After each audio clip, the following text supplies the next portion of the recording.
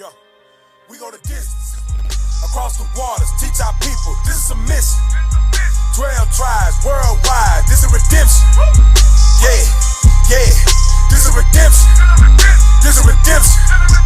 We go the distance, across the waters, teach our people, this is a mission. 12 tribes worldwide, this is redemption. Yeah, yeah, this is redemption. This is redemption. We on our way, Sierra Leone, I'm on a flight. How about the plane? What is you saying? Israel unite. Think it's a game, now we ain't playing, we here to fight. Can't run away, cause we been called, this is our plight. Got the kingdom in sight. Pack on my Bible to build up disciples, the acts of the apostle, we back. Choosing the ministry over necessity, we got our people on track. Passport, nah, I need a new one, ain't got no more room to stamp. Exalt our voice, preach the kingdom till our lung collapse. I got so much to do, I got so much to prove. Taking my body, putting it under subjection, till eat them under my boot. Lay the target, cast it down, yeah. Angels got them in scope, raising up the 12 across the globe. Now your freedom revolt. We go the distance, across the waters, teach our people, this is a mission. 12 tribes worldwide, this is redemption. Yeah, yeah, this is redemption. This is redemption. We go the distance, across the waters, teach our people, this is a mission. 12 tribes worldwide, this is redemption. Yeah, yeah, this is redemption. This is redemption. We go the distance. Prophets, come for the smoke, you get a forest fire.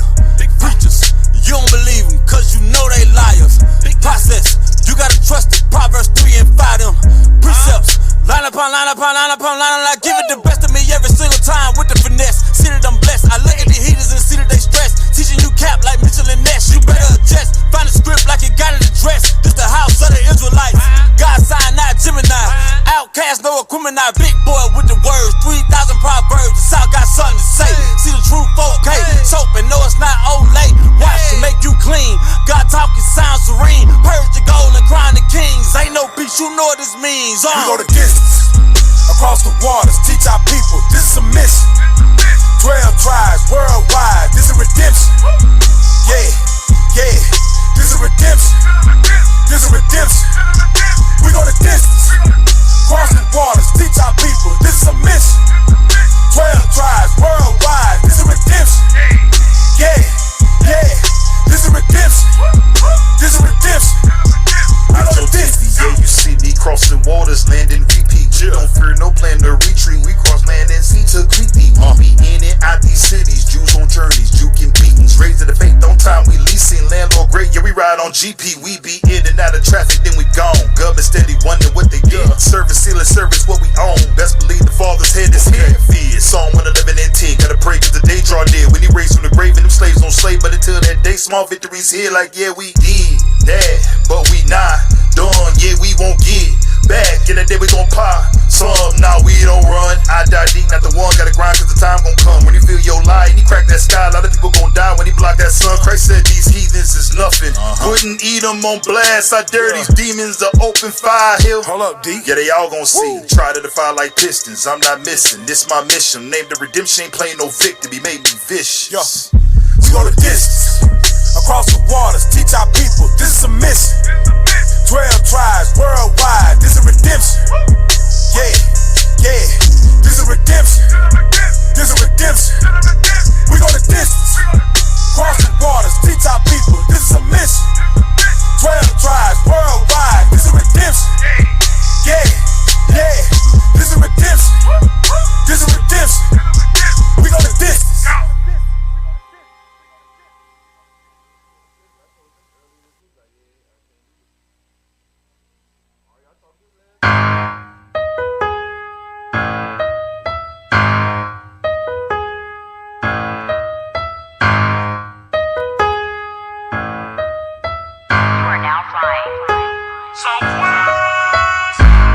World domination, always on my mind. Holy convocation, that's my type of time. Looking for salvation, better be the tribe. 12 by 12,000, can you multiply? I do not deal with these regular human beings. I just roll with the gods, they scripture slinging. Got the angels singing, when the sinner repenting, they slay a demon. Ain't no deeper meaning in this life, boy. Raising up the Israelites, boy. All one in Christ, boy. But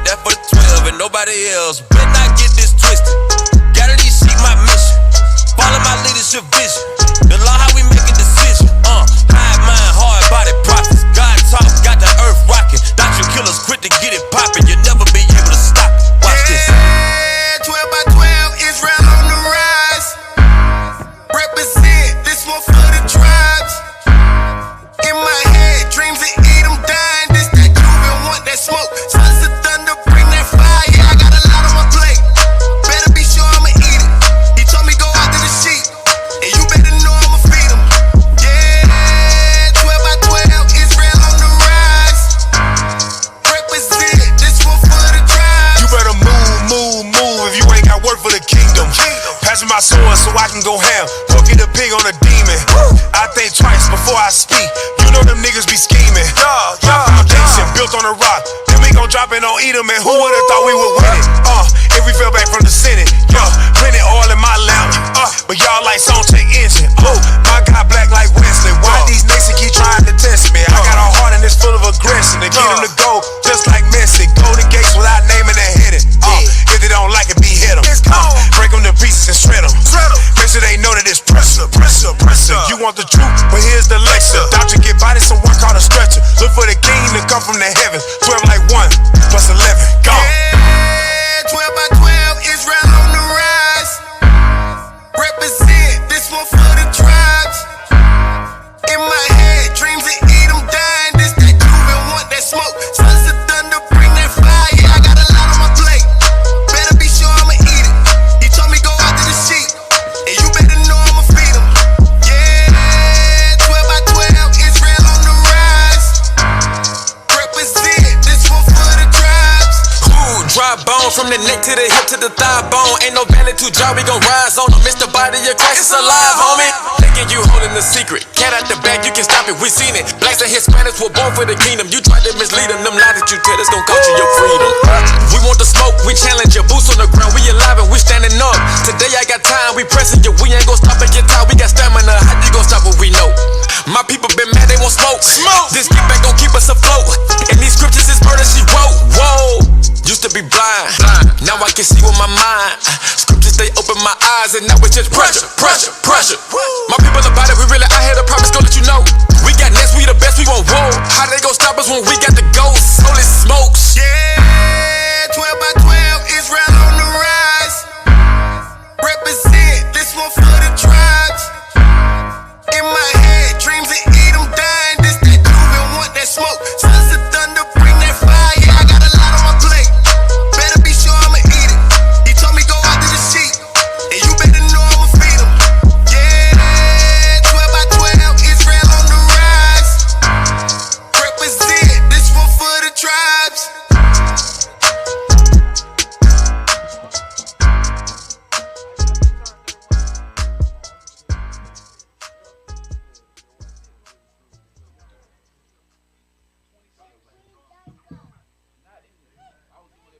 You know, and as I said, we be prophesying in the music. This is my favorite group right now. You know? Yeah, right now, this is my favorite group right now.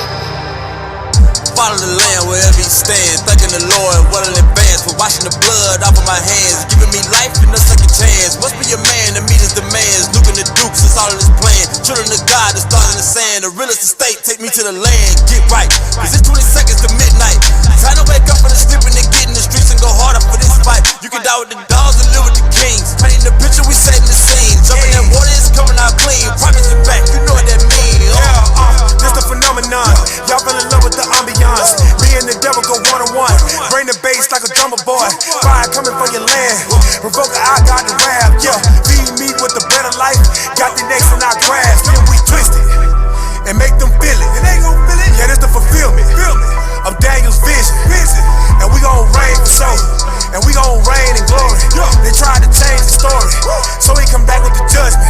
So ain't no rest. We got a path to test.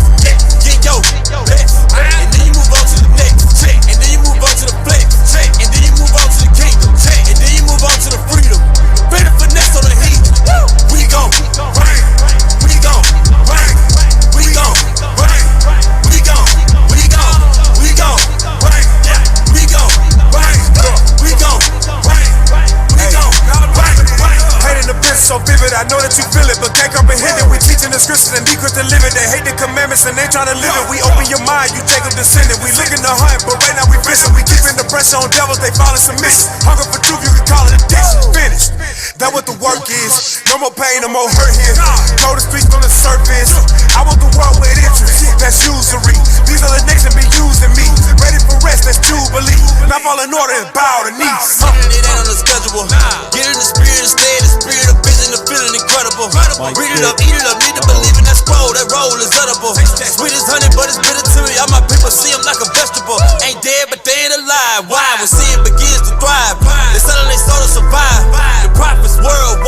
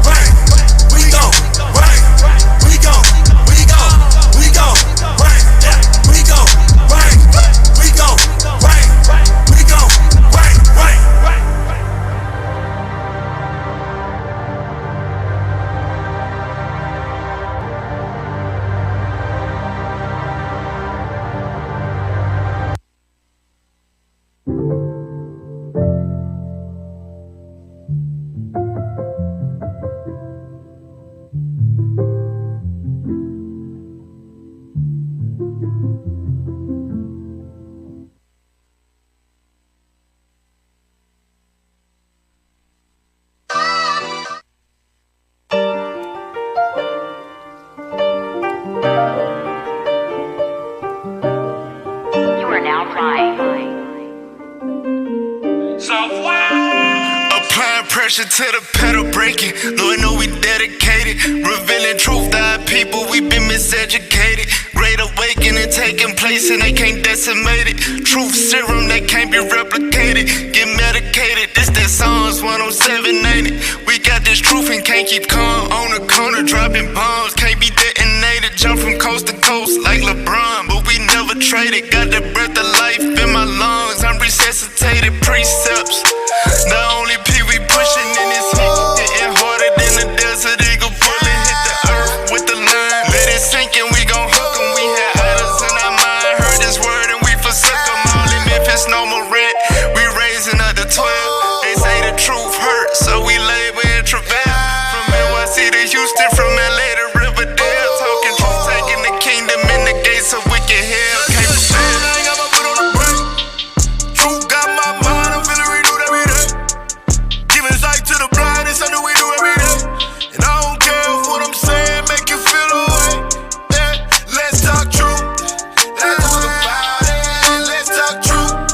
Let's talk about it. Let's talk truth. Yeah, hear what I'm saying. Let's go inside the book. Let me go make it plain. To another week of Let's Talk Truth. Y'all hear me on the mic? It's a little low. I'm green. Turn up. I'm Turn green. us up. Am I being heard on the stream? All right, all praise to the Most High. Yeah, welcome back to another week of Let's Talk Truth, That's man. right.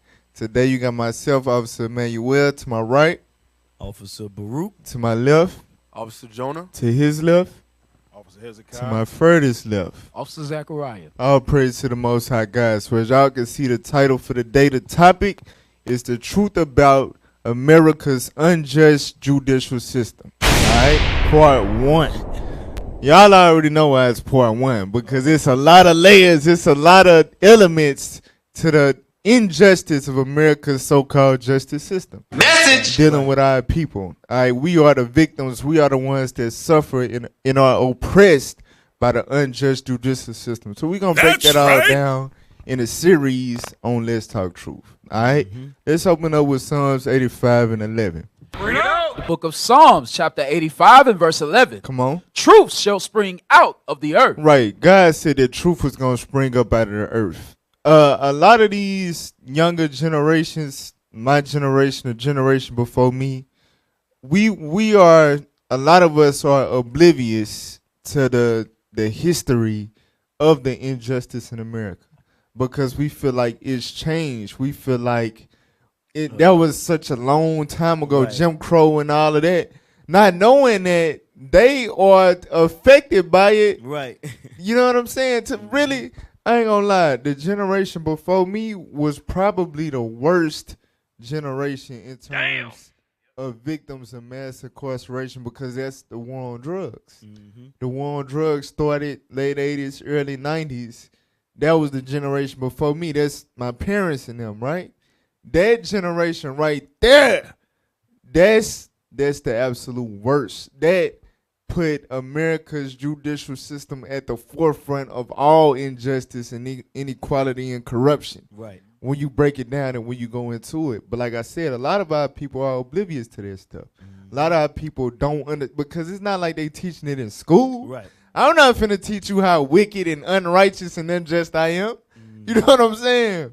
But God said the truth was going to spring up out of the earth. So we the ones, the God put the spirit in his prophets to bring forth these evil things of America to light. God said the wicked shall be revealed. That's our job. That's what we going to do. That's right. It's funny you say that, because we go through civics class and all this about America's judicial system and all that. You got to learn the amendments and the Declaration of Independence and all that. But why they ain't teaching the prison pipeline? Why they ain't teaching that? Don't make sure the kids don't finish school, send them straight to jail. Why they ain't teaching that? Damn. Yep. We're going to get into it, though. Tell you was finna say something? Yeah, and because they're trying to blame it on, we don't want to put these forms of rhetoric in the kid's mind to where they think they don't have the equal opportunity of the next kid. Meanwhile, they still force you to learn about the boy with striped pajamas. What was that, the Holocaust? Yeah. They still force all that on us, but it's critical race theory when we learn about what's happening to our people. Right. Yep.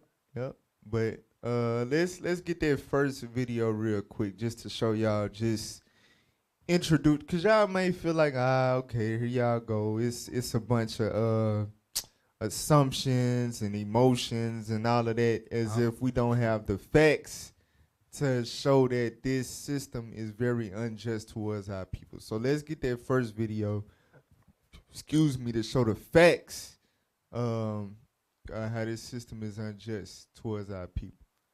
So it's we're gonna read it by the frame. All right.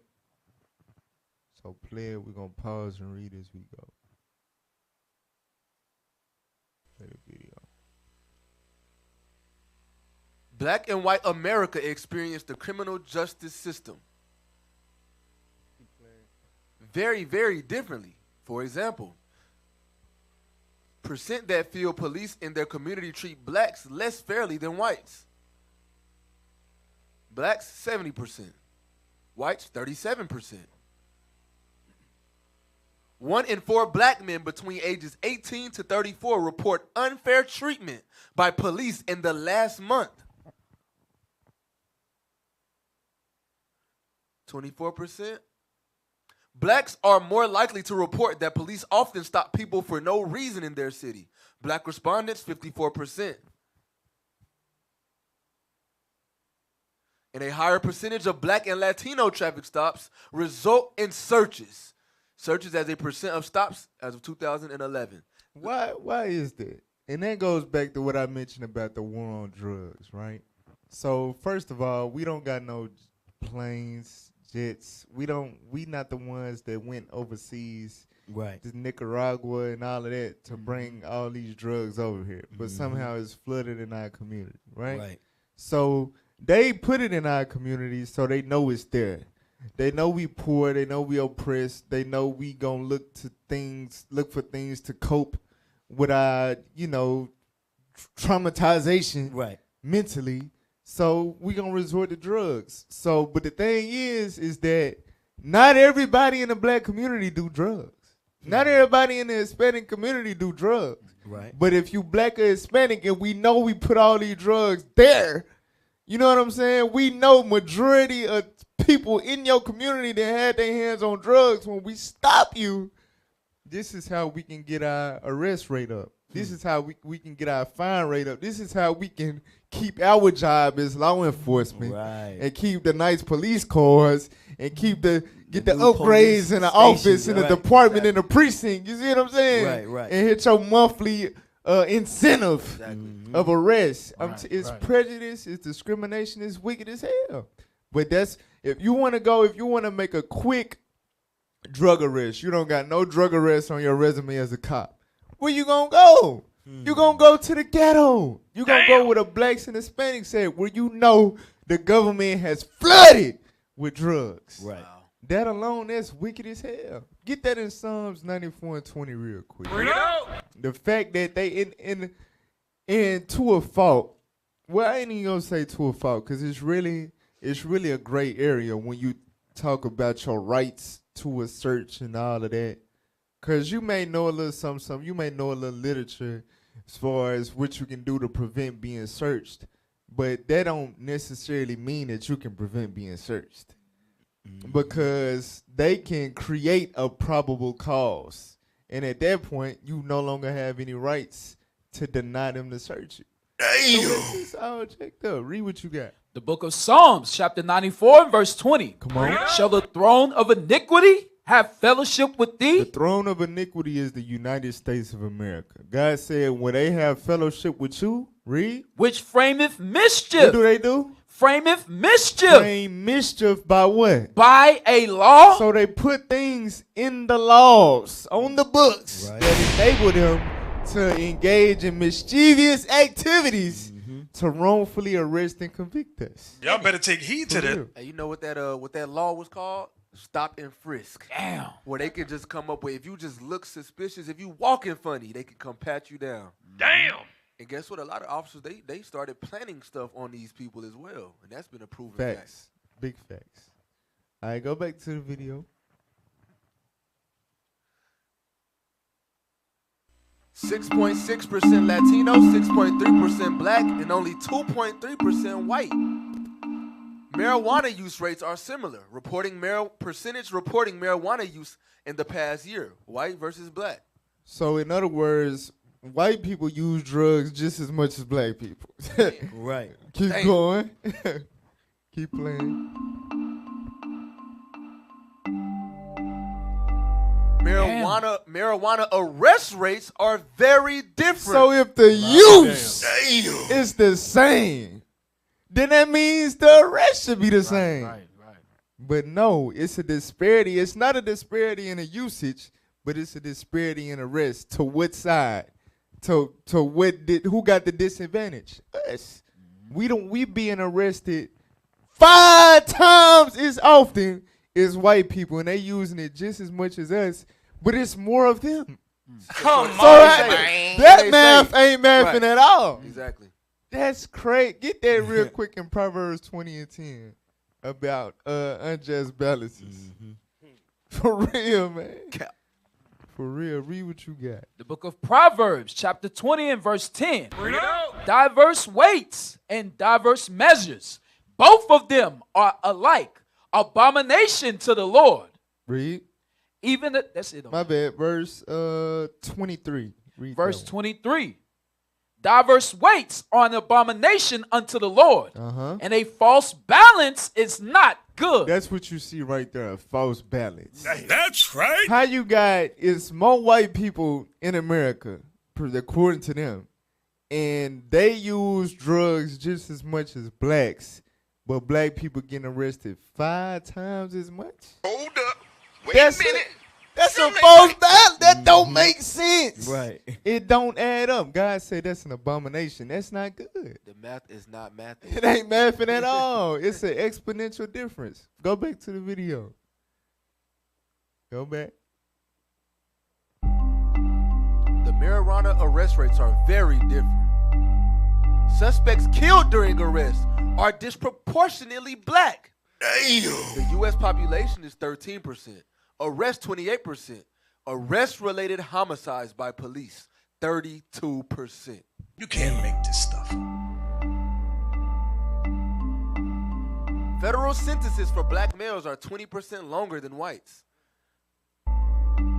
Same crime. Fact. For the same damn crime. Same crime, different time. For the That's what it same is. damn crime. Right. I got 20. He got 10. For the same damn crime. Damn. That's our reality. That's what we go through in America. And it's just in our face. Like, yeah, it is what it is. It's nothing you can do about it. Go back to the video. Or it's not what it is. It's not what it looks like. Just Smoke. Wagging of the tail. Go to sleep. Go to sleep, nigga. The racial gap in incarceration has grown substantially since 1960. Incarceration rates in 1960, 1313. For Hispanic, 601. White, 262. So that was in 1960, right? Right before, the civil rights movement reached its peak and things of that nature, to where blacks started to get more rights in America. Before that point, that was the incarceration. We were still getting incarcerated way more. But watch this. But and that's 1960, so surely that was a different type, meaning they were probably just getting arrested anyway. Right. So it was false anyway. Yeah. Damn.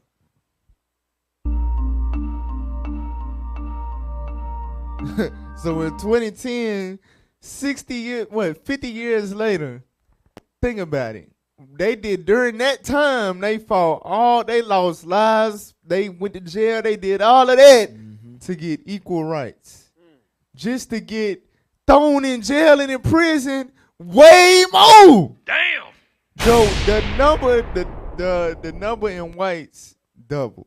The number of Hispanics tripled. The number of blacks multiplied by damn near 7 or 8. Come on, man.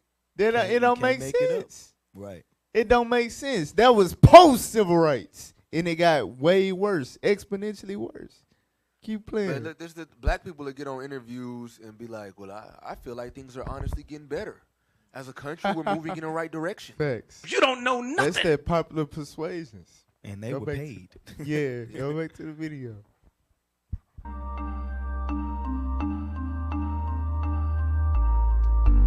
Blacks and whites are roughly equal victims of homicide. 45.9% white, 50.6% black. But murders of blacks are far less likely to be executed. Wait a minute. Hold on. So, okay. Now, black people, because they try to make it seem like, you know, we just murder, kill, and all of that. A lot of our communities are terrible. Right. You know what I'm saying? We not arguing that. But white people kill too. White people murder too. You know what I'm saying? White people die just like black people die. Right. However, a white person, when he get put to death, is taken way more serious. Oh, you killed a white life. You gotta die. You kill a nigga? Nah, you good. You know what I'm saying? It's Come on, man. It's a disparity in the judgment. So black lives don't matter. No, not according to America justice system. Nah. Go back to the video.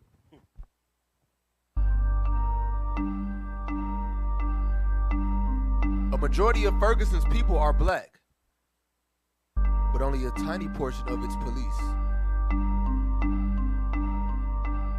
Unrest in Ferguson didn't come out of nowhere. It's one big drop in a very full bucket. All right, so from there, go to Isaiah chapter 59 and verse 14 real quick. Yeah, Just to deal with the current state of the judicial system. What you finna It's say? just mind-boggling for to have a city or a state that has majority blacks, but 6% that's in the police department. That's crazy. Yep. Damn. Read what you got. The book of Isaiah, chapter 59 and verse 14. Come on. And judgment is turned away backward. God said judgment is turned away backwards. It's ass backwards. Just with the civil rights example. 1960. That's when we fighting for rights. That's when we are finally becoming equal and getting, you know what I'm saying, supposed to be getting fair treatment. Right. You fast forward 50 years later and you getting 5 times worse treatment. That's ass backwards. Right. Literally. God said judgment has gone away backward. Go ahead. And justice standeth afar off. What did God say? And justice standeth afar off. I don't know why black people have been duped into thinking that we can now obtain justice in America. Bug the hell. God said justice is afar off. That's right. We a long way from obtaining any type of justice in America. They haven't even thought about really giving you reparations yet. You understand? Nope. We gon' show today wrongful convictions, people being in jail 30, 40 years, and they just get let out. And they got to file motions and do paperwork and apply for some type of reimbursement for spending their whole life in jail. Wrongfully. Come on, man. And this happens all the time. This is happening every day to this day. Come on, man. Justice. We a long way from justice in this land. Read on.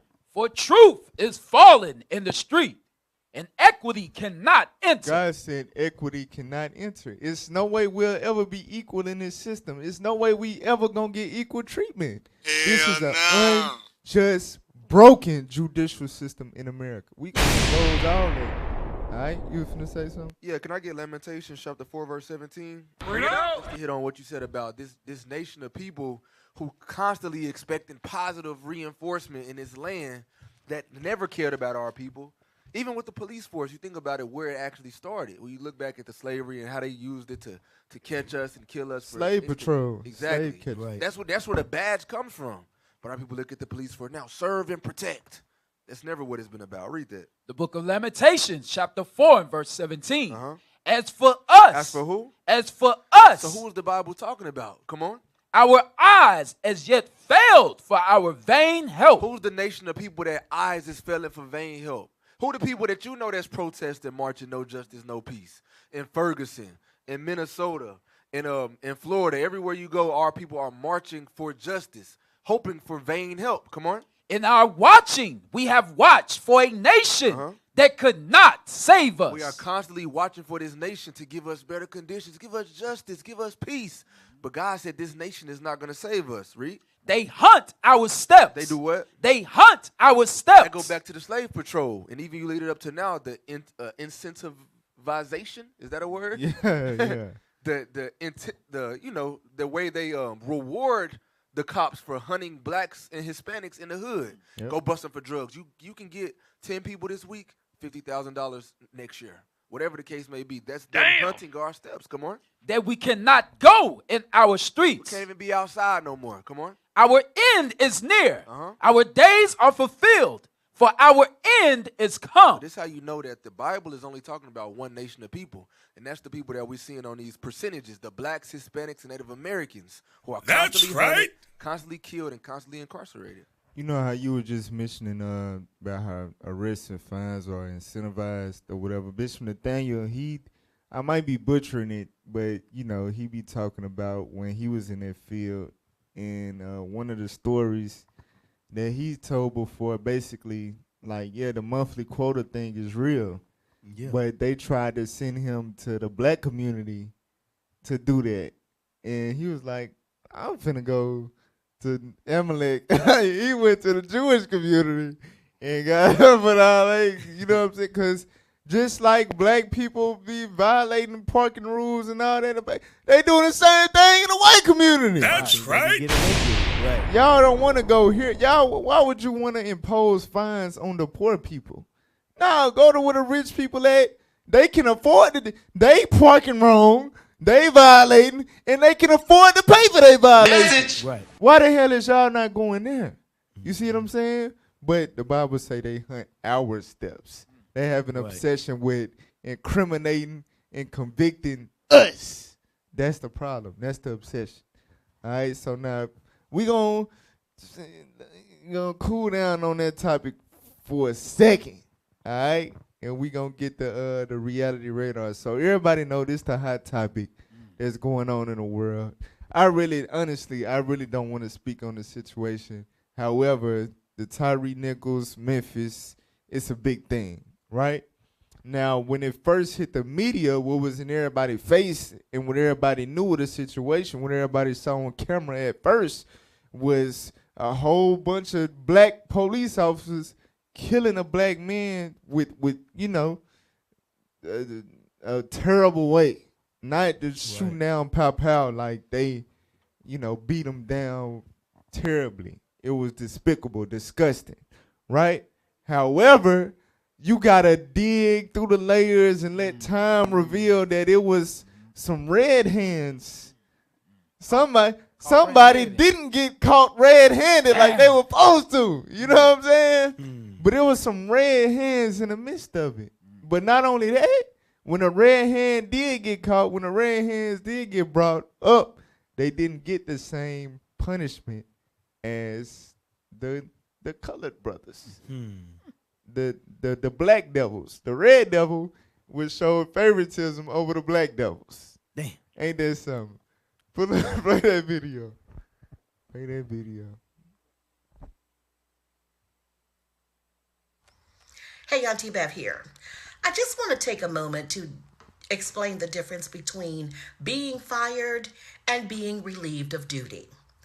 Everyone is now excited to learn that more officers have been implicated in the heinous murder of Tyree Nichols in Memphis. But what's unclear is, what is the status of these officers? Because the reports are saying they have been relieved of duty. Now, relieved of duty doesn't necessarily mean you're fired. It just means whatever position you had, you no longer have that position. So, if those officers were beat cops, they could now be reassigned to a desk position. They're relieved of their former duties. Fired means just that. You no longer have that job. So, I'm not sure how they're really trying to spin this in Memphis, but understand this. If they're saying they are relieved of duty, that doesn't necessarily mean they're fired. It just means whatever position they had, They no longer have it. Hope that helps explain it. Auntie Bev speaks. Message. Okay. So she didn't get specific, but the main five black dudes that was on camera, now not only fired, but they already charged with the murder. They in jail. Done. All right. The white man, the red hands that was involved in the situation that wasn't initially known or made public, he is the one that is relieved of duty. You can't make this stuff up. He's relieved of duty. He's technically not fired, neither is he charged. Damn. All right. So it speaks to the even in the wickedness of our people, when our people guilty, when our people done something, even in that, when you're guilty with a white person or of the same thing, it still shows that we hate you niggas. Yeah, right. You know what I'm saying? But at the same time, we understand what the Bible says. Get Leviticus 26. And this is why it's important for our people to wake up and come back to who you are, because then it would make a whole lot more sense. All right, Leviticus chapter 26, read verse 14. The book of Leviticus, chapter 26 and verse 14. But if you will not hearken unto me and will not do all these commandments. Right. So God gave a list of consequences if the Israelites would go against his commandments. Excuse me. Jump down to verse 24. Verse 24. Uh-huh. Then will I also walk contrary unto you and will punish you yet 7 times for your sins. What did God say? And will yet punish you 7 times for your sins. God said that he will punish us 7 times for our sins. Meaning what? The judgment that we going to get, the payment that we going to receive for breaking God's commandments, going to be far greater than any other nation. Because we God chosen people. We supposed to be the light of the world.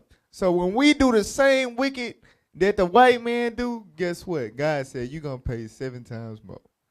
It is what it is. Amos 3 and 1. Amos chapter 3 verse 1. Come on. The book of Amos, chapter 3 and verse 1. Read. Hear this word that the Lord hath spoken against you, O children of Israel, against the whole family which I brought up from the land of Egypt, saying, you only have I known of all the families of the earth. God told the Israelites, you only have I known of all the families of the earth. Come on. Therefore will I punish you for all your iniquities. God said, I'm going to punish you for your iniquity. Now, this is Amos chapter 3. And Amos 1 and 2, you read about the different judgments that the Lord going to put on the nations for what they have done to us. Right? But in Amos 3, the Lord is saying, listen, for sin in general, you the only one who sin really matter, because I made you not to sin. You know what I'm saying? Right. I made you to be perfect. I made you in my image. So when we go contrary against God, God deal with us like his children. I always use this analogy. If you go to a school, you got a child that go to a school, right? And you just pop up in their classroom and he doing something bad with 10 other black kids. It's not that you don't give a damn about the other black kids. You love your people, right? But who in the hell is you going to chastise out of them kids when you get there and you see them doing the evil? You going to chastise your child. Right. God made 18 nations. Yeah, they all his creation. But he only loved and chose one, and he deals with us accordingly. When we sin, when we break the commandments, we're going to receive a greater punishment, a greater judgment. You understand? But when you ignorant of that, all you see is just the white man, this is not fair. It don't make sense. And guess what? It don't, because it's another layer on top of the fact that God going to punish us worse. Get Ezekiel 35 and 5. Matter of fact, read Zephaniah 1 and 15 first. This is what the Lord revealed about the so-called white man. The nations in general, what they do to us, what they have done, knowing that the Lord will punish us for our iniquity. Read what you got. The book of Zephaniah, chapter 1 and verse 15. That day is a day of wrath, a day of trouble and distress. My bad, Zechariah 1. Zechariah 1 and 15. The book of Zechariah, chapter 1 and verse 15. Come on. And I am very sore displeased with the heathen, that are at ease. So God said he's displeased with the heathen, meaning the nations that are at ease. The reason why they at ease is because the Israelites are under the curses. We not in our rulership. We not in our high estate. Therefore, they are at ease. Read. For I was but a little displeased. So God was a little displeased with us. Like, I'm going to let you be carried away captive so you can bethink yourselves and repent. All right? I'm going to let you go into slavery so you can get your mind right. The Lord was a little displeased with us. But watch this, read. And they helped forward the affliction. But the nations, when we became their captives, in particular the so-called white man, he went too damn far. He pushed the envelope. Lord said, I'm going to put you in the hands of the heathen.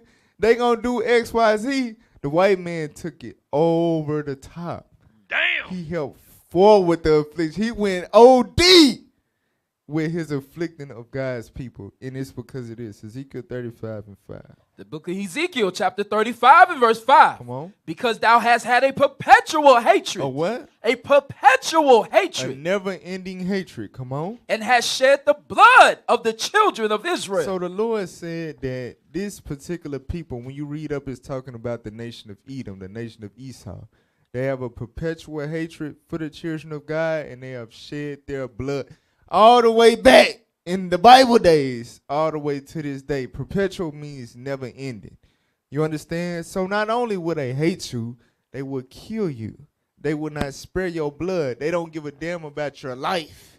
You understand? It's instilled in them. It's bred in them to feel this way about us. Read on. By the force of the sword, Uh-huh. in the time of their calamity, in the time that their iniquity had an end. So that's going into the history when we was getting afflicted by Babylon, when Babylon was sieging us. The so-called white man, he decided to join the party and cheer on the Babylonians in destroying our temple. And they went in there and burnt it. They set it on fire, right? That was the time of our calamity. Now what we see, whenever we in the midst of, we do something wrong and we got to face consequences, you know what I'm saying? Right, even right. like even when we doing the right thing, whenever we going through it, they are not pulling us up. They not empathizing. They not sympathizing. They are kicking us further while we down. You understand? They show their true colors in the time of our calamity. They show that they want us to rot. They want us to perish. Right. It's a clear hatred that these people have for us, and the Bible said it's perpetual. It's always been that way, and there's nothing that you could do to change them. So when you add that in the pot of the fact that the Lord gonna punish us for our sins more so than the other nations, you put that in the pot, you get America's judicial system. Damn. That's a fire precept right there. Black people and white people doing the same damn thing. The white man get relieved of duty. The black man already locked up for it. You know what I'm saying? Damn. Go ahead, Officer. If officer, you know why it's so hard for our people to pick up? Because Jesus is white. Bring it out. So if Jesus is white and Jesus is love, and he tiptoed to the tulips singing kumbayas, how could this be true? That's why Christianity is such a major component of white supremacy. Exactly. You know what I'm Churches are saying? about getting that money. It's a cognitive dissonance. Like all the facts, the reality is right there. But it's like the white Jesus just come in and block it. Like it's a blockage. Like, you know what I'm saying? It's like, like that's like I'm seeing something, right? I'm seeing something in front of me. And your job is for me to not see it. So every time I'm finna look at it, you just hop in the frame like, Hi, I'm Mel Gibson. Hi. that's white Jesus. Hi, you want a cookie? Like every Distracting time your you head. start to see Distract you, something right. like, hold on, white Jesus pop up. Whoopsie. Hey, you forgot to go to Hey, church. there you are, Jesus. You know what I'm saying? You forgot to pray to me now. Come on. You forgot and to give it's like, somebody a oh, hug. yeah, I'm tripping. Oh, praise the Lord. Almost as woke for Hey. you. Yeah, And for real. He always show up when you finna see something. He just pop right in your face like, oh, This is their John God. 3:16. John 3:16. John 3:16. You right, I'm tripping. I'm tripping. Yeah, and you go right back. Right. That's why. Right to sleep. Right. That's why no black person should feel comfortable riding in the car with a white person. Damn. Especially you think you got that hood white dude. Yeah. Cause look, y'all both ain't going to jail. You going to jail. You taking the crime. That's what we see. I ain't gonna lie. As us showing the unjust judicial system, I'm gonna show y'all something that's even more amazing than that. Y'all stay tuned. Listen. It's our people are truly an astonishment, like the Bible say. Right. I see why Christ marveled at them. But listen, we gonna be right back after this quick break with the topic. We really gonna dig into it. It's really, this right here is very, very interesting. It's very, very provoking. It's very, very, it gets you riled up. Scripture says oppression make a wise man mad. That's right. So we got to bring this stuff to the forefront so our people can get some type of spark in them to want to change, to uplift their people, to get us out of these conditions. That's the point. So when we come back, trust and believe, we going to hit on some. And this is serious, y'all. It's many, many layers and elements to this. All right, we just dealing with one in particular based off something that inspired me earlier last week. All right, but trust me, this right here is really going to hit home. A lot of us that had situations, know people of personal experience in which we experience these things pertaining to the unjust judicial system. Message! Right? So y'all don't want to miss this. Make sure y'all stay tuned. We're going to be right back with more on Let's Talk Truth.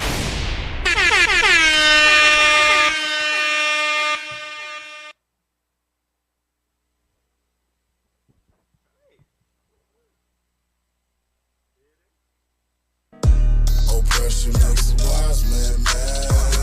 I'm a god, how I die like that. Oppression makes a wise man mad. I'ma fight till I take my land back. Oppression makes a wise man mad. I'm a god, how I die like that. Oppression makes a wise man mad. I'ma fight till I take my land back. Yeah, it's killing me. Conquered by my enemies, but I thank the Lord, cause the Levi strength is still in me.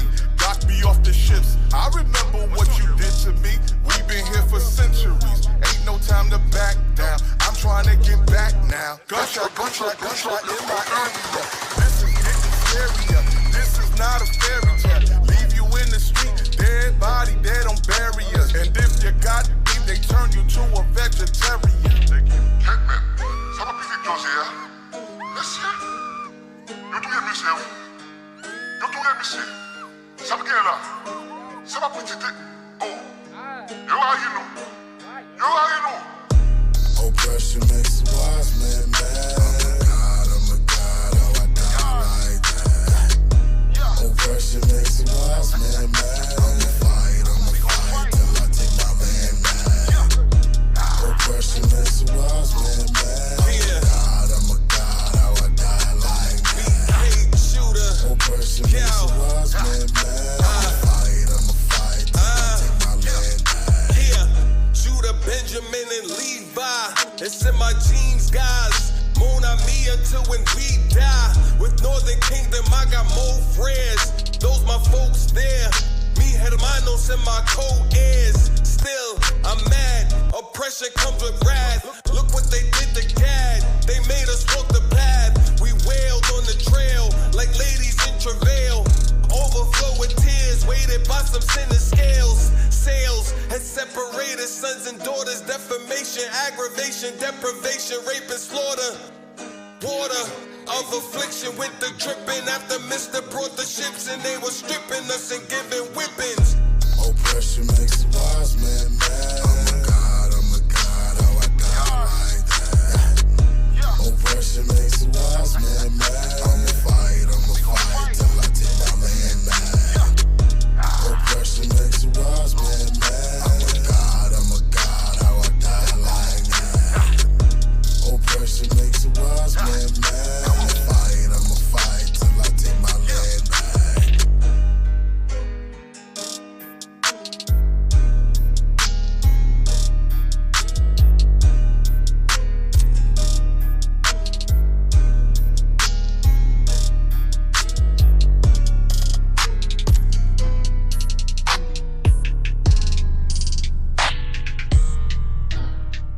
right, y'all. Welcome back.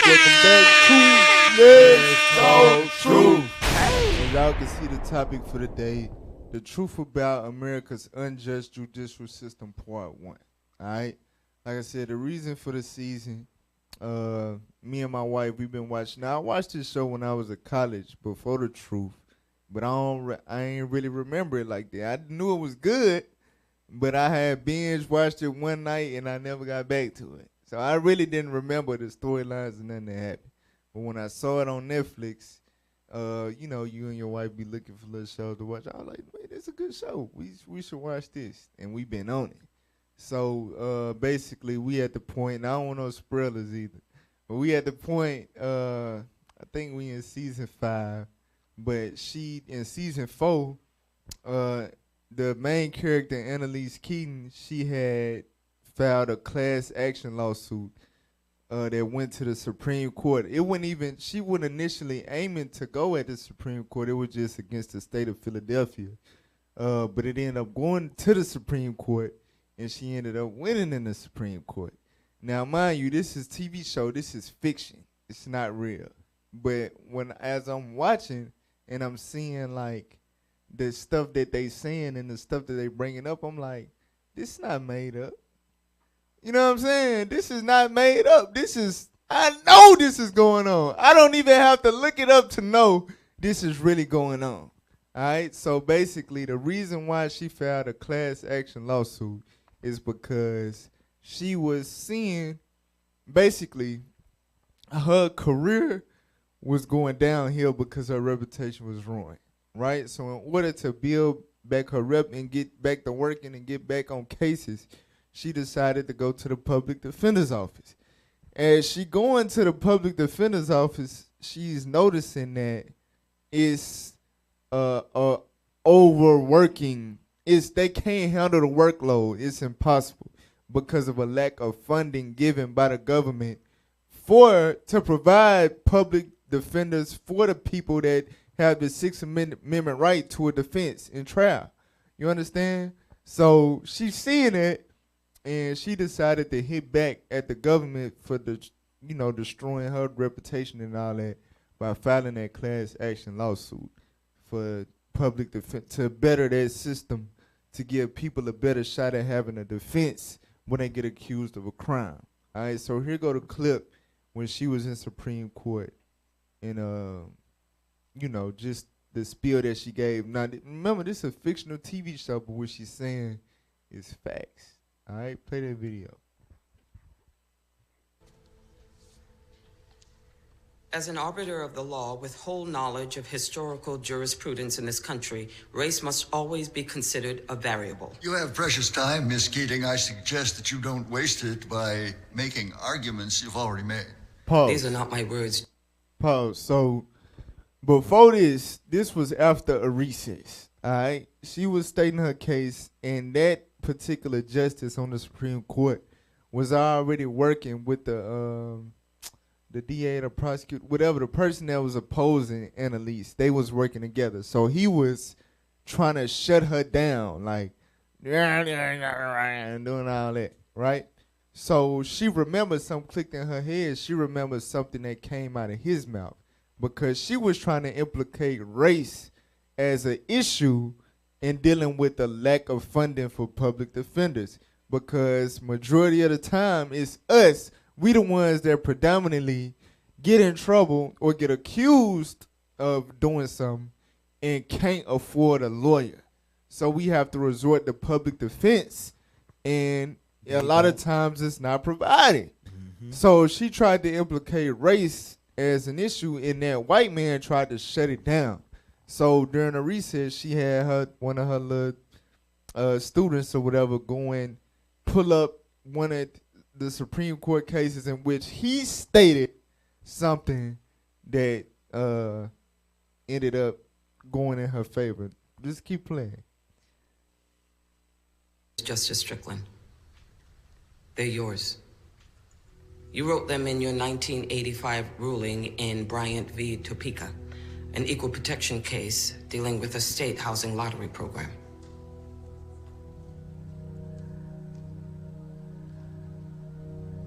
Racism is built into the DNA of America. Damn! And as long as we turn a blind eye to the pain of those suffering under its oppression, we will never escape those origins.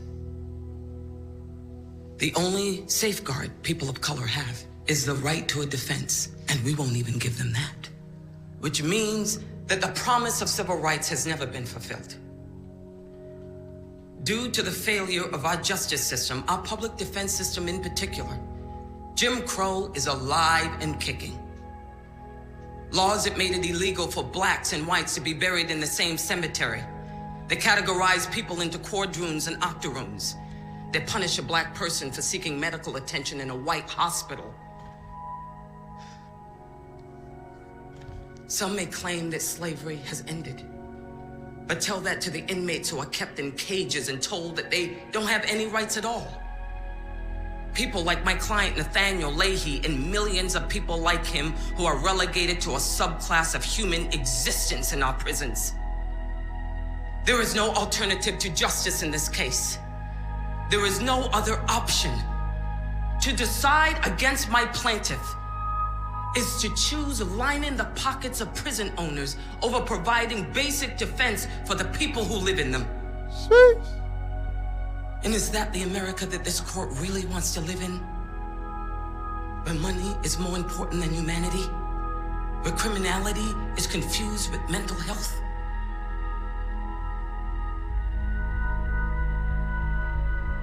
The Sixth Amendment was ratified in 1791. It's been 226 years since then. Let's finally guarantee its rights to all of our citizens.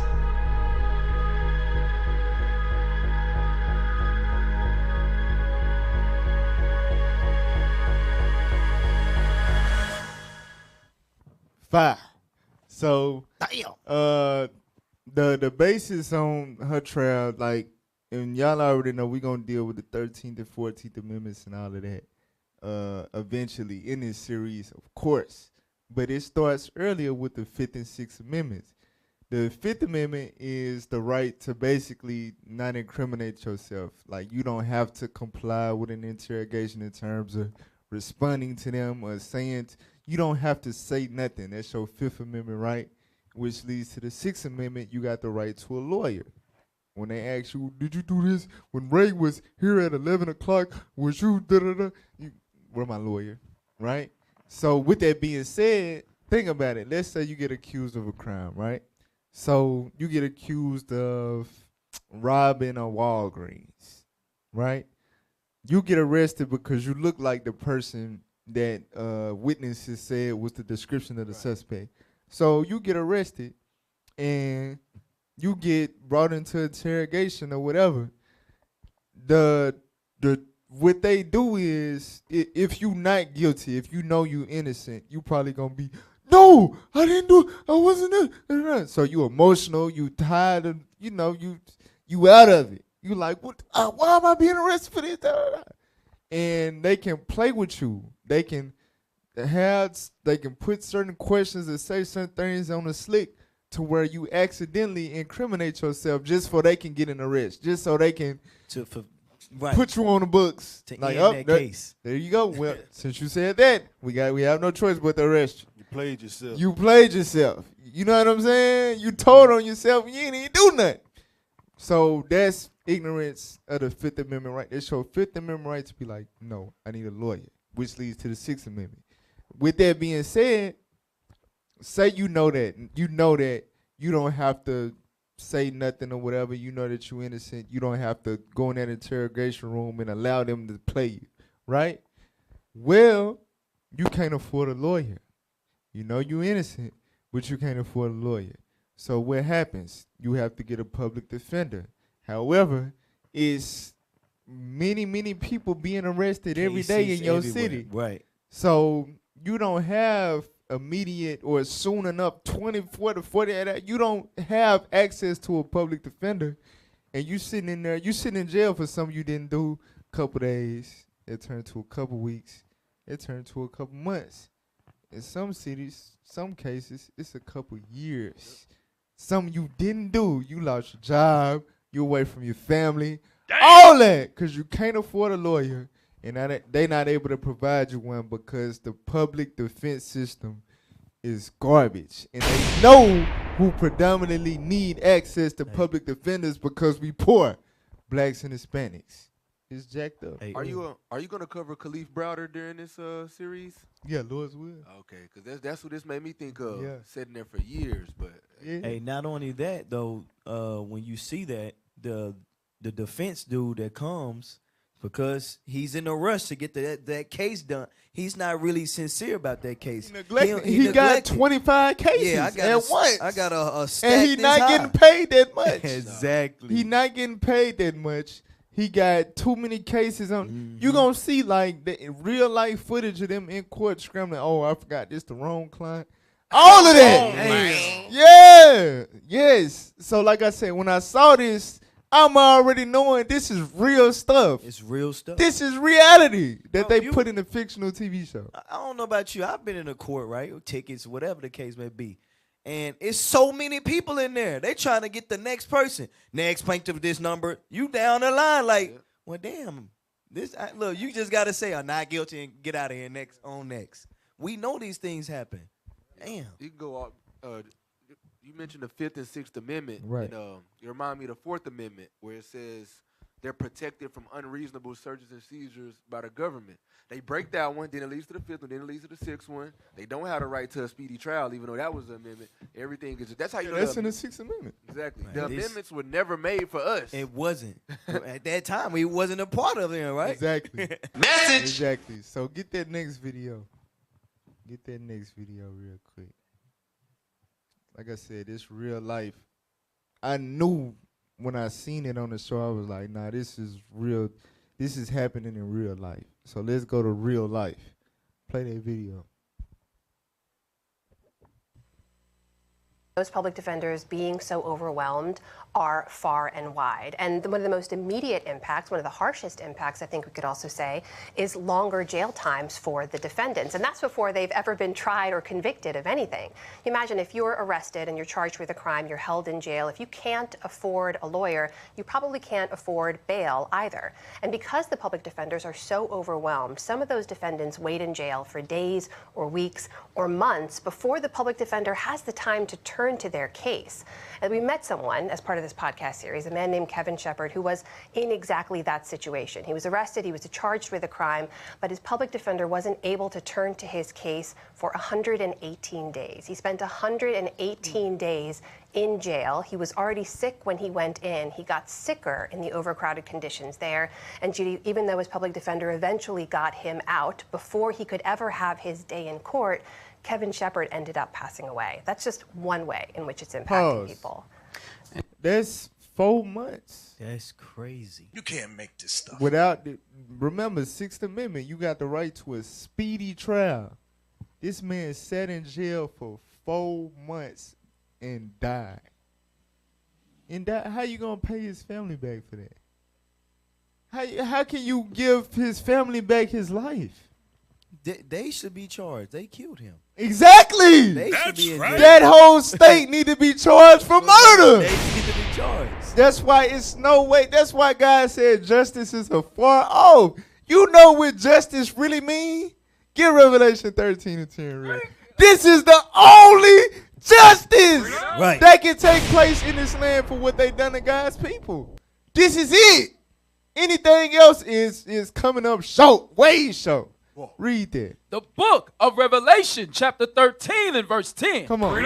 He that leadeth into captivity. The people that led God's people into captivity by way of slave ships and today by way of imprisonment, mass incarceration, go ahead. Shall go into captivity. God said they ass gonna be mass incarcerated. You understand? Right. They ass gonna be held in captivity. Go ahead. He that killeth with the sword. The people that kill us with the sword, read. Must be killed with the sword. They must be killed with the sword. You kill our people by this and that and all. Guess what? They gotta go through the same thing. Message. Get that in Deuteronomy chapter 30 real quick. Start at verse 6. That's what has to happen. The book of Deuteronomy, chapter 30 and verse 6. And the Lord thy God will circumcise thine heart. Right, meaning us. If we turn back to him and repent, he going to circumcise our heart. He going to cut off our stubborn, rebellious nature. We no longer going to have that nature within us to want to rebel against God. He going to circumcise our minds. Go ahead. And the heart of thy seed. Read. To love the Lord thy God with all thine heart and with all thy soul, that thou mayest live. And that's why we push repentance. The Lord said, look, if we repent, if we attempt to forsake our wicked ways and turn back to God, the Lord will make us new creatures to where we can't even turn our back on him no more. And we're going to live forever. When we get to that point of righteousness, read on. And the Lord thy God will put all these curses upon thine enemies. And on them that hate thee, which persecuted thee. So once we get right, the Lord, the stuff that we going through, being killed with the sword, being led into captivity, being sitting in jail for something we didn't do and dying in jail because we don't got our Sixth Amendment right, it ain't coming through. Right. God said, yeah, them same curses is going to fall upon them. They going to be in them same, that's the only justice. That's a fire precept right there. That's the only proper retribution. That's it. The only way is for them to go through what they put. It's nothing that they could do to pay these families back, man. Right. Tell him. Can I get a script? Go ahead, Let me get Psalms chapter 12, verse 5. Because it's a time period for this stuff. That's why we got to keep the commandments. We got to hold on. We got to hold fast to what we got. And that's the Bible. That's these commandments. Read. The book of Psalm, chapter 12 and verse 5. For the oppression of the poor. Because our people, we get oppressed all the way around the board. You know what I'm saying? It's a cold reality, but it's a harsh reality, but we not citizens. That's what the blacks and Hispanics, they don't realize, that we not even real citizens. We just people that get oppressed in this land. But watch this though, read. For the sighing of the needy, now will I arise, saith the Lord. Saith who? Saith the Lord. Read. I will set him in safety from him that puffeth at him. Right now, they got their foot on our necks. You know what I'm saying? It's clear. Every time you turn the TV on, you seeing the blacks and Hispanics being oppressed. But it's a time where that stuff going to be over with. Like he said in Revelation 13 and 10. And the Lord, he going to deliver us from them that puff at us. That's all. That's a cold precept right there. Go back to the video.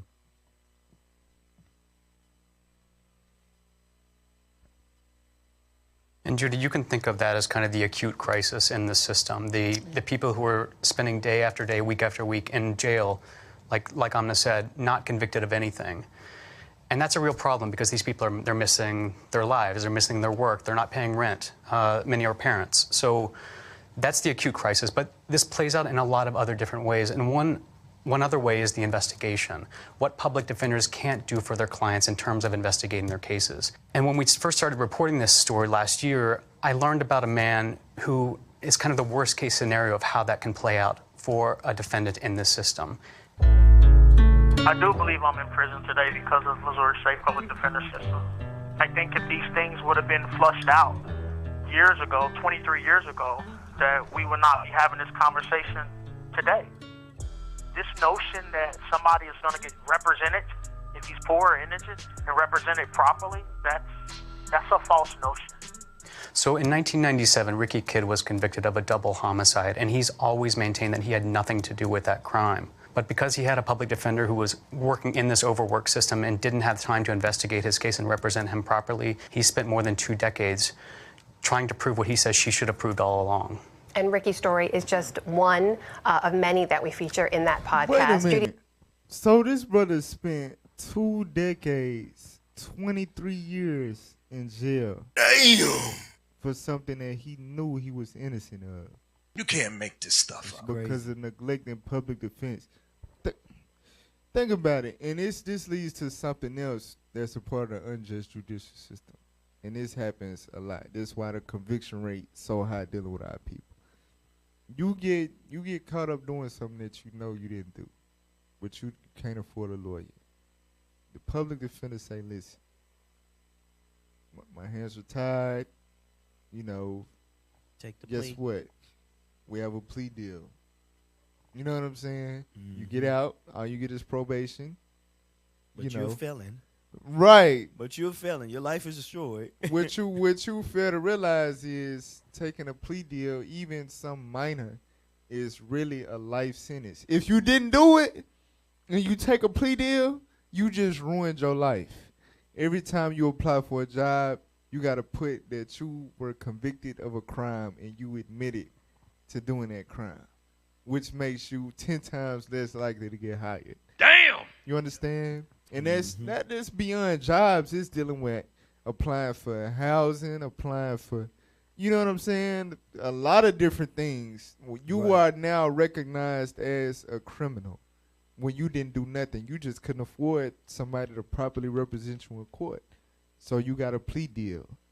You know what I'm saying? Now you're a felon. Now you guilty of this, you got this on your record, et cetera, et cetera. That's literally a life sentence. You got to live the rest of your life with something on your name that you did not do because you didn't have proper representation in court. This brother refused to go down that path and take a deal, but lost 23 years of his life in the process. Damn! How can they reimburse that man? Knowing it, they failed him. The hell? How can you reimburse that man and his family? How can you do it? Sorry. It's crazy. It's not enough. I want to get a precept to back off what the officer just brought out, though. Ecclesiastes 5 and 8.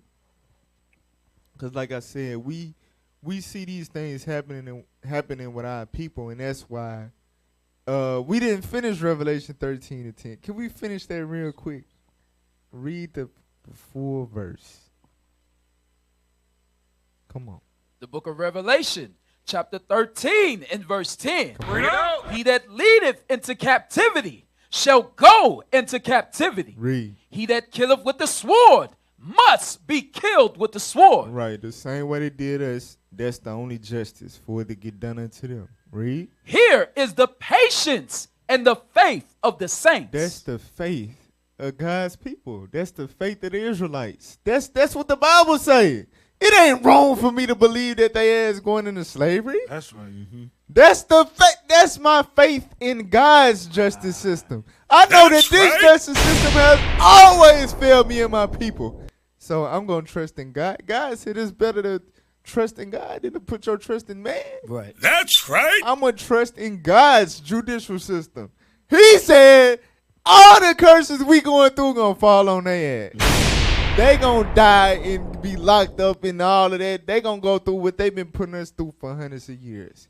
That's our faith.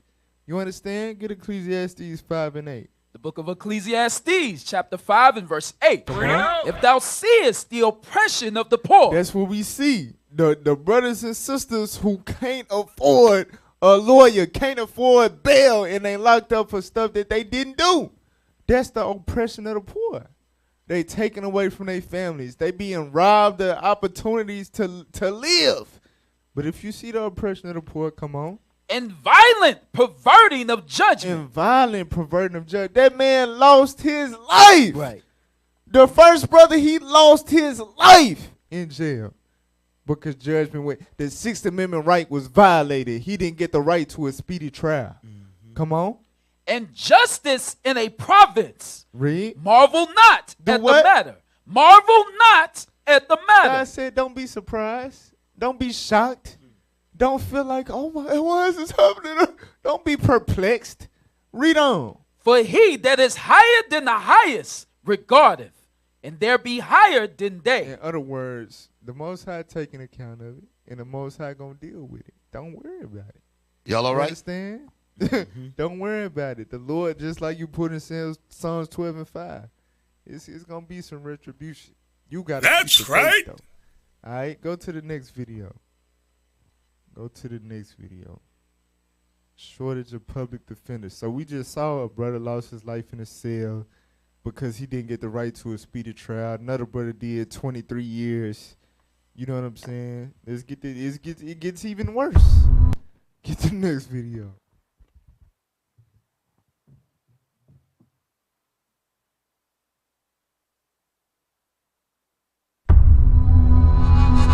So before I ask you any questions, you need to understand your rights. You have the right to remain silent. Anything you say can be used against you in court. You have the right to talk to a lawyer for advice before we ask you any questions, and to have him or her with you during questioning. If you cannot afford a lawyer, one will be appointed for you before any questioning if you wish.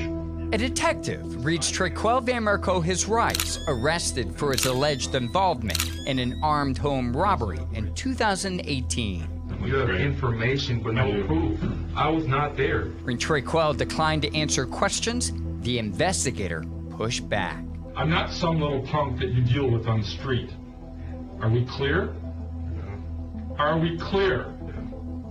So take a step back and a deep breath and calm down. The 18-year-old, who had never been in serious trouble in the past, faced up to 65 years in prison. And you could be here for a long time. Trequel couldn't afford an attorney or the $25,000 bail, so he sat in jail in Wood County, Wisconsin, and waited for his court-appointed attorney.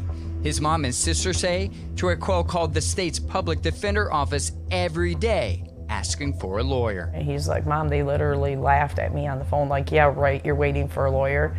You know, like there's a lot of other people too. Trequel's fellow inmates witnessed him struggle too. Like he was calling for weeks to get a public defender. They kept saying, oh, we don't have one, we don't have one yet. On the Davis court hearing, Trequel walked into court alone. According to court transcripts, the judge told him you do have a right to ask questions of the officer, although if you had an attorney here, they would tell you not to do so. At the end of the 30-minute hearing, the judge decided there was enough evidence to charge the teen. When Trequel tried to protest the ruling, citing no representation, the judge told him that will be something you can discuss with your attorney. So not only you have this young teen that has never been in serious troubles trying to navigate the system, but he's alone. He has no guidance from anybody. Later that night in jail, Trequel took a shower, went to church, tied a blanket around his cell door and neck, and let go. He killed himself. Damn. So just to paint the picture, you innocent. You ain't done nothing. Somebody then gave some type of lead or whatever. They intimidate you in the interrogation room or whatever, but you got common sense like, nah, I need a lawyer, right?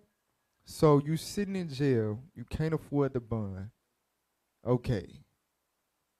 You calling the public defender's office for weeks. They talking to you, getting through, but they laughing at you. Oh, you're the number 998 in line, buddy. So it gets all the way to his hearing. At this point, his Sixth Amendment right is violated. The hearing should be pushed back. Somebody get this man a lawyer. Mm-hmm. He was told he could get one. He don't want to go to court without one. Y'all making him be in court without a lawyer, without a public defender that's promised to him by the Constitution, by the state. So you go through with the hearing knowing that he didn't get the public defender that he was supposed to get. He can't properly represent himself and argue his case, but he know he innocent. And you charge this man with a crime. He facing 65 years. He only 18 years old. Come on now, dog. What happens? Get Proverbs 13 and 12. What happens? Read that. The book of Proverbs, chapter 13 and verse 12. Hope deferred. Hope what? Hope deferred. Hope deferred means hope lost. You got to think, okay, day one in the cell. All right. I didn't say nothing stupid. I know I'm going to get a lawyer. I'm going to get out of this. I just got to get through this, blah, blah. Week one. Week go by. Okay, my hearing coming up. I know I have a lawyer by then. You making phone calls, whatever. Week two, you talk to the public defender office. They laughing at you. You stressed out. You ain't going through. Week 4, day 30, whatever the hearing day, you realize that they finna make you go to this hearing knowing that you never got the lawyer that you were supposed to get, that the government's supposed to give you. You know what I'm saying? As a Sixth Amendment right, you go to the hearing and you think like, okay, surely They know they didn't give me what they were supposed to give me.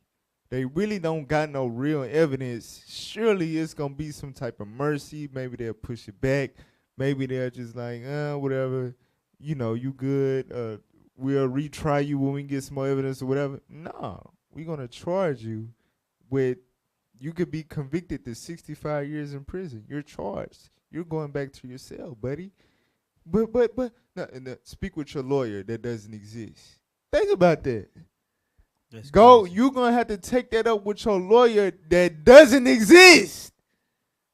What happens? Hope is deferred. You done lost all hope in the system. You finna spend the rest of your life. 65 years, you 18. Scripture say 70. We lucky to live past 70. Damn. You finna die. You finna rot in a cell for something you didn't do because America didn't give what they told you they was going to give to you. Mm-hmm. Hope is deferred. You done lost all hope in the system. You done lost hope in life. So what happens, Reed? Maketh the heart sick. At that point, your mind becomes sick. You feel like I have no point of living. I'm going to hurt somebody. I'm going to take this anger that I got within me at the system out on somebody in this jail. But before I do that, I might as well just do it to myself. Because that's another thing that happens. People get wrongfully convicted and lock up, and out of their anger that they have toward the system, they take it out on the inmate, and then they get a real charge. Right. You know what I'm saying? It happens, and then it's over with for real. Mm-hmm. So this young man took his life because of the racism, the injustice in the judicial system, just dealing with that layer of the denial of public defense. You finna say something? Yeah, that go back to the Lamentations 4 about the eyes hope for a nation that cannot save us. He's calling, he's calling. Oh, we got nothing for you, we got nothing for you. Because we have been trained to believe that this country has made amendments for us. But lo and behold, it actually doesn't come through for him when he needed it. Sheesh. They don't exist. We don't have civil rights. Right. Can we get the definition of civil rights? Pull I got it it on. up. I can look it up on my phone and read it real fast. Pull it up, y'all. Civil rights meaning. Pull it up real quick. Civil rights meaning.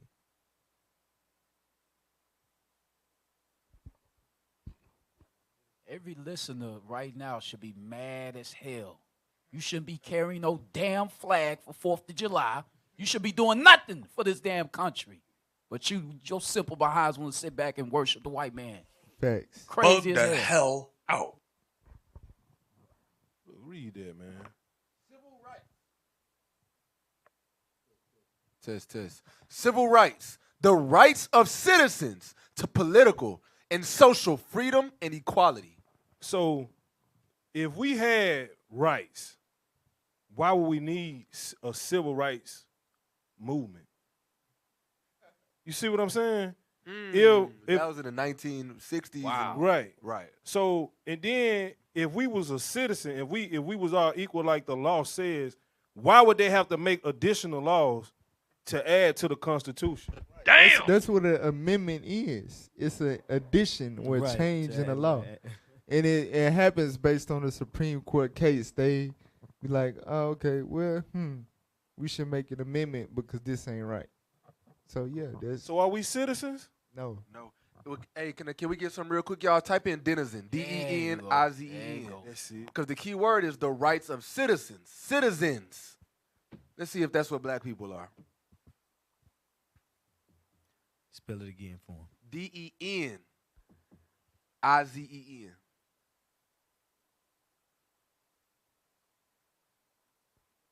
Quickly. Come on. Quickly. Come on now, dog. Because this is where the confusion come in, bro. We looking, I'm an able citizen. Right. This is how black people think. This was going sure through our you mind. are. But denizen, an inhabitant or occupant of a particular place. Scroll down to where it says what is a denizen person. Yeah. They're gonna learn today. A animal, plant, or person that lives in often particular. No. What is a denizen person? That's the one you click. Nah, that ain't listed. That's what is an example of a denizen. What is it? On my Google. Here, what is human denizen? What is right there? A person who inhabits a particular place. Dweller, habitant, indolent individual, mortal person, whatever. So that's what we are. We're just people who just was brought over here on slave ships. We're just in here. Short. Exactly.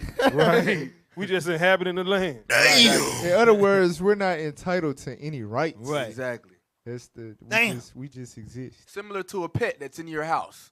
You have your house, your table, your food, but your pet is just there. That's how they look at us in this country. Yep. Get Wisdom of Solomon 5.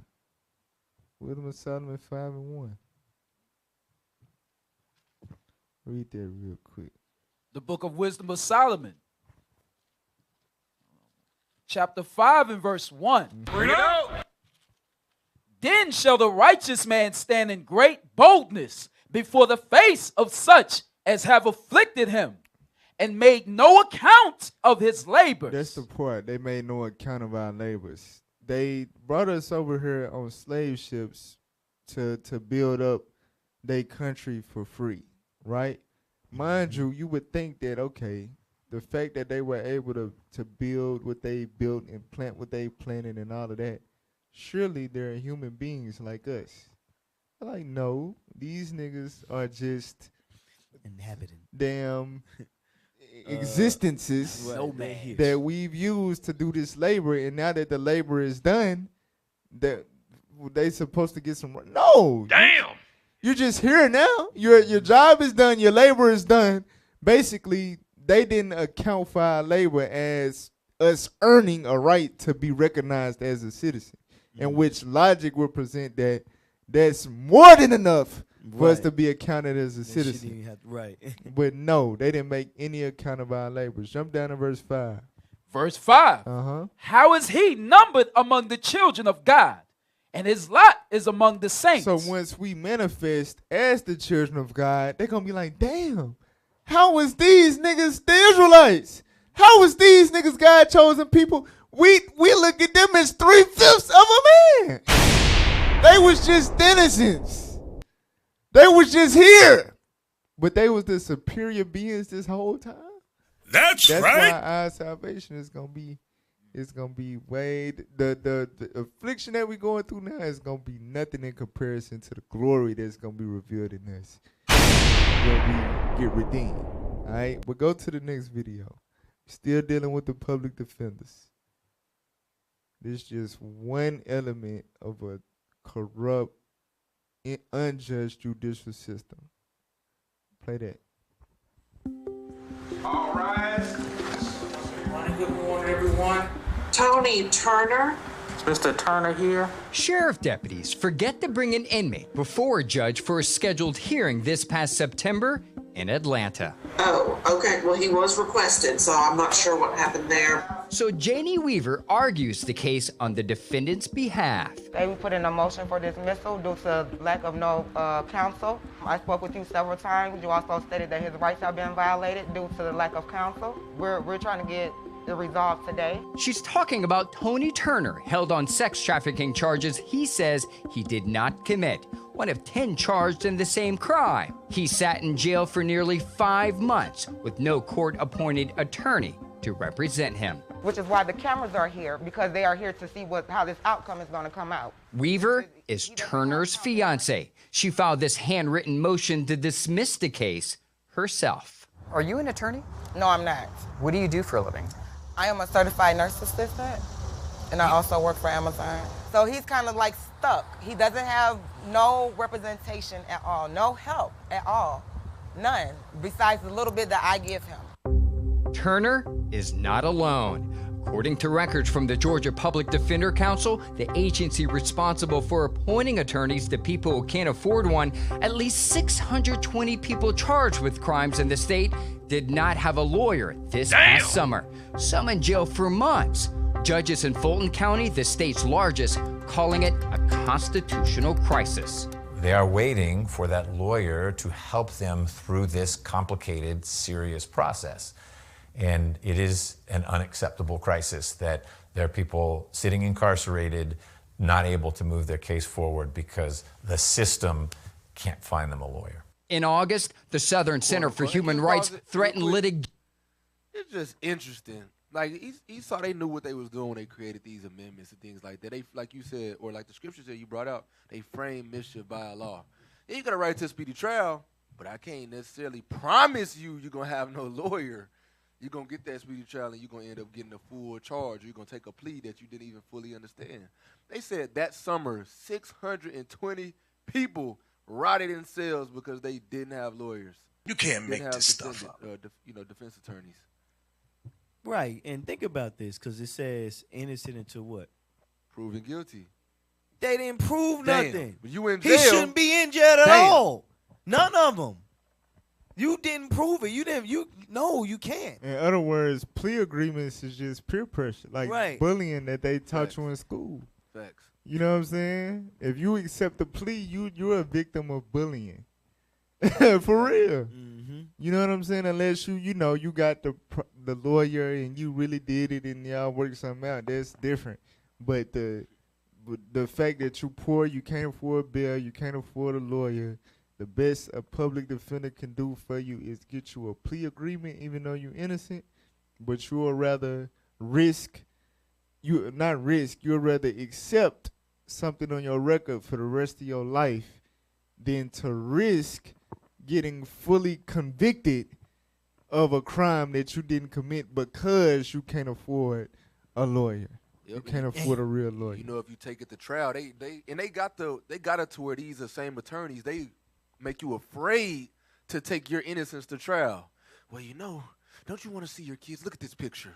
Look at this picture of your mom. Because a lot of them get paid by the DA. You gotta think. This is how deep oppression go, right? If you a public defender, that means that you're not a lawyer, a part of a firm. You don't got a private practice or whatever. You're not successful in that field yet. You either trying to build yourself up or you just not good. Like, that's the best you can do is be a public defender. So you're not making money as far as your workload. It's not equaling out. You understand? You making like what a paralegal making or something, but you working tireless hours. You gotta. I think it might have been in this video earlier, or it's in another video. The public defender, in order to handle the workload that they get, in one particular state, they would have to work 26 hours a day. 26 hours a day to properly handle the workload that's given unto them. It's only. You ain't working all them. No, it's 26 hours. they put that law in effect. They changed the time to make it 26 for the lawyer. So think about it. You doing all this work, you overwork, you got this big workload, you barely making ends meet. The DA trying to get that conviction rate up. Listen, we have to put him in jail. All right? Well, we have to get him convicted.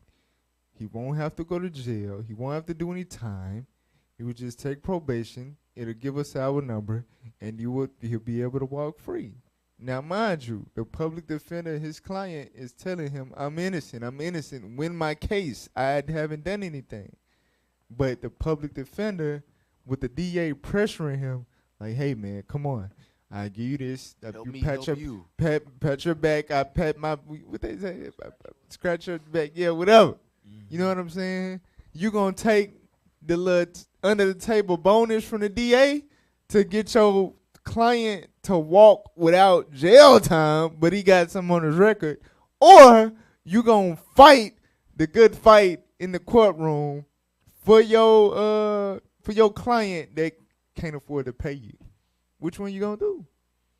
That's how deep the oppression goes. So the fact that the public defenders are not properly funded by the government, a lot of times they take bribes and they do certain things that's really unethical due to these unfortunate circumstances, and everybody in the person that's being accused get the shitty end of the stick. Right. Damn. And it's majority of the time our people, blacks and Hispanics. Like Plies say, they swap you out. Yeah. They make that deal like, man, I'm gonna go ahead and let you get him on this real. Right. But you gotta look out for me on the next time. Yeah. They swap you out. Sometimes they do it just, hey, I get you a meeting with that right. firm. Yep. I get you a golf would you go to the golf course with them? But we need to close this one fast. We need to close this quickly. This one more. Tonight. Tonight. Right. Just like the car smells. Hey, this the last day of the month, man. Y'all better sell these cars, whatever you got to do. And that was in that show, How to Get Away with Murder. A lot of times they did a lot of different things to try to get plea deals and all of that. It was a lot of corruption on both sides, but as a lawyer, you supposed to do what you got to do to get your client out of the conviction. But the DA would do things to pressurize the situation into forcing a conviction or a guilty plea.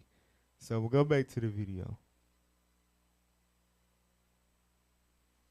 If the state doesn't fix the problem, writing in this letter to the agency that the Georgia Public Defender's Council is in breach of its clear mandatory statutory responsibility with respect to hundreds of indigent persons accused of crimes. It says that, go back. It said that, go back a little bit. It says the Georgia Public Defender's Council is in breach of its clear and mandatory statutory responsibility with respect to hundreds of indigent persons accused of crimes. Meaning what? They have failed.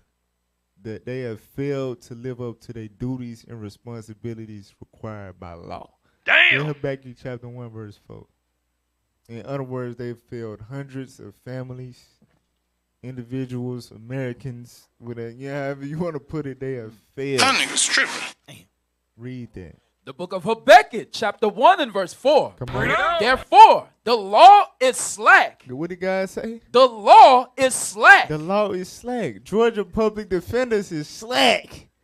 You understand? Right. All around the world. This system in particular is slack when it comes to making sure justice is carried out properly in court. Read on. And judgment doth never go forth. And a proper judgment don't never go forth. That's how you get wrongful convictions. That's how you get corrupt plea deals. That's how you get people rotting in jail and dying before they even get to court, before they even get to trial. That's how it happens. The law is slack. Judgment is never going forth how it's supposed to. Read. For the wicked doth compass about the righteous.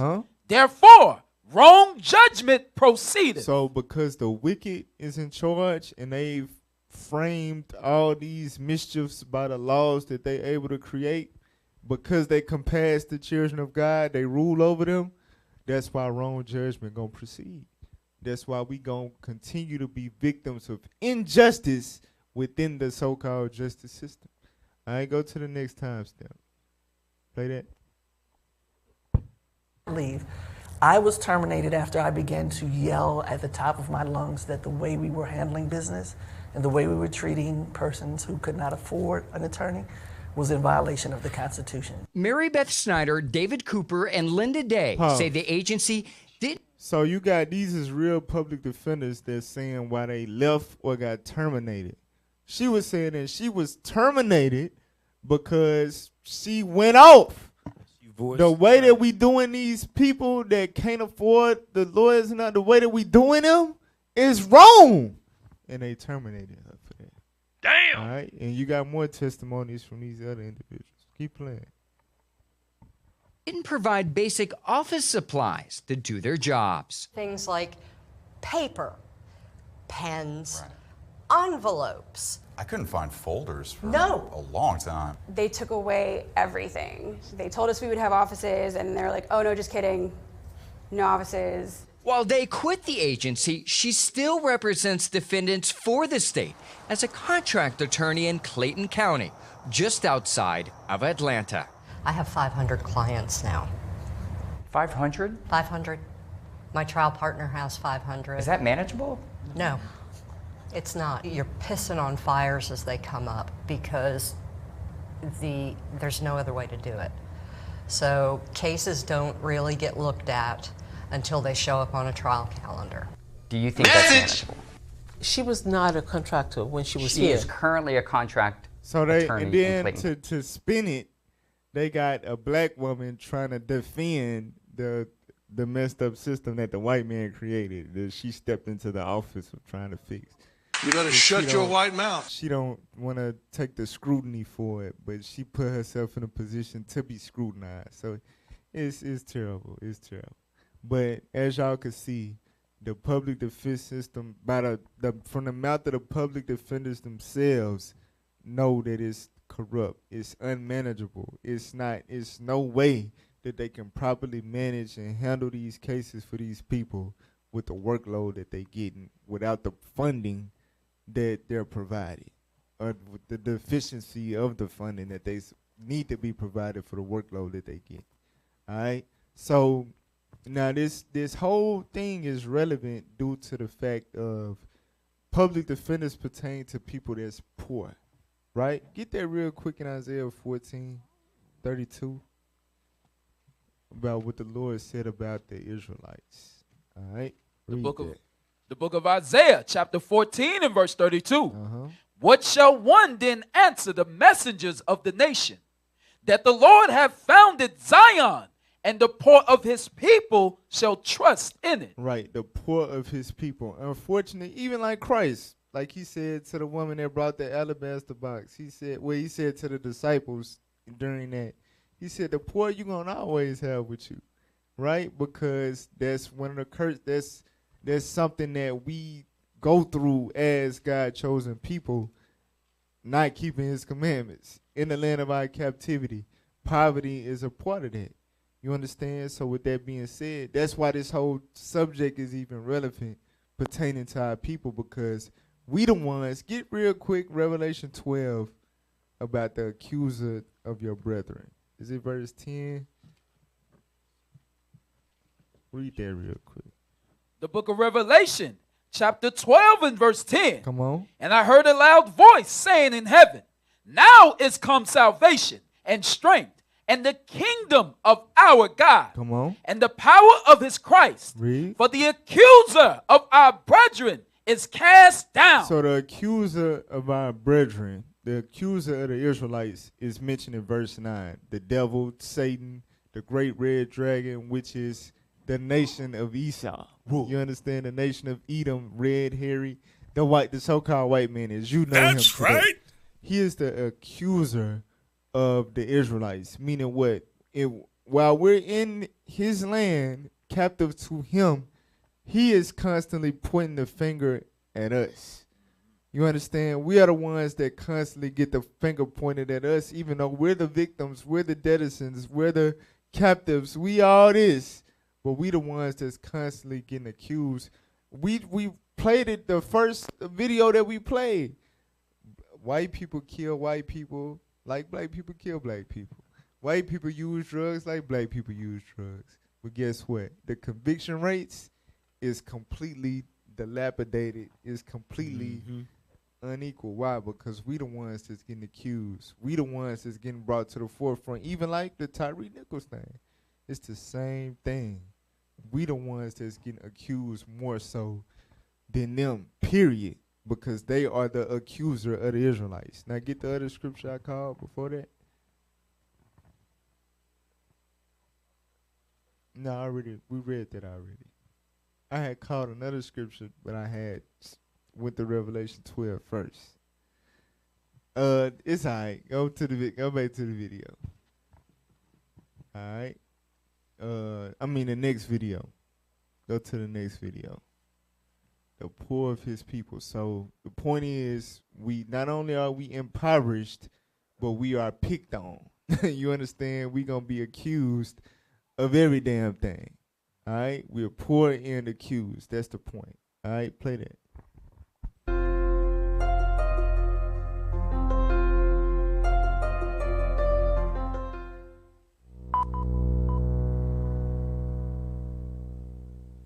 I think most Americans believe that after you commit a crime and pay your debt to society, the punishment ends. You have the chance to rebuild your life and get a fresh start, but the reality is much harsher. We punish people with criminal records long after they've paid their debt to society, and we all suffer for it. Even simply being accused of a crime is just the beginning of perpetual punishment. A cycle of legalized discrimination, poverty, and reincarceration, a cycle kept in motion by 47,000 laws and regulations nationwide that restrict critical rights and opportunities. After contact with the criminal justice system, millions of Americans are denied employment and housing, denied college educations, excluded from public benefits, separated from their children, deported despite being legal residents, and deprived of the right to vote. These restrictions trap the poor and people of color in invisible cages that extend far beyond prison walls and criminal courts. Cages that lead to a lifetime of obstacles that undermine even the most earnest efforts at rehabilitation and redemption. Cages that send the message, you will never be a part of society again. This is not some isolated problem. 95% of all incarcerated people will return home at some point. Each year, more than 600,000 people are released from jails and prisons. That's roughly the population of Boston or Seattle.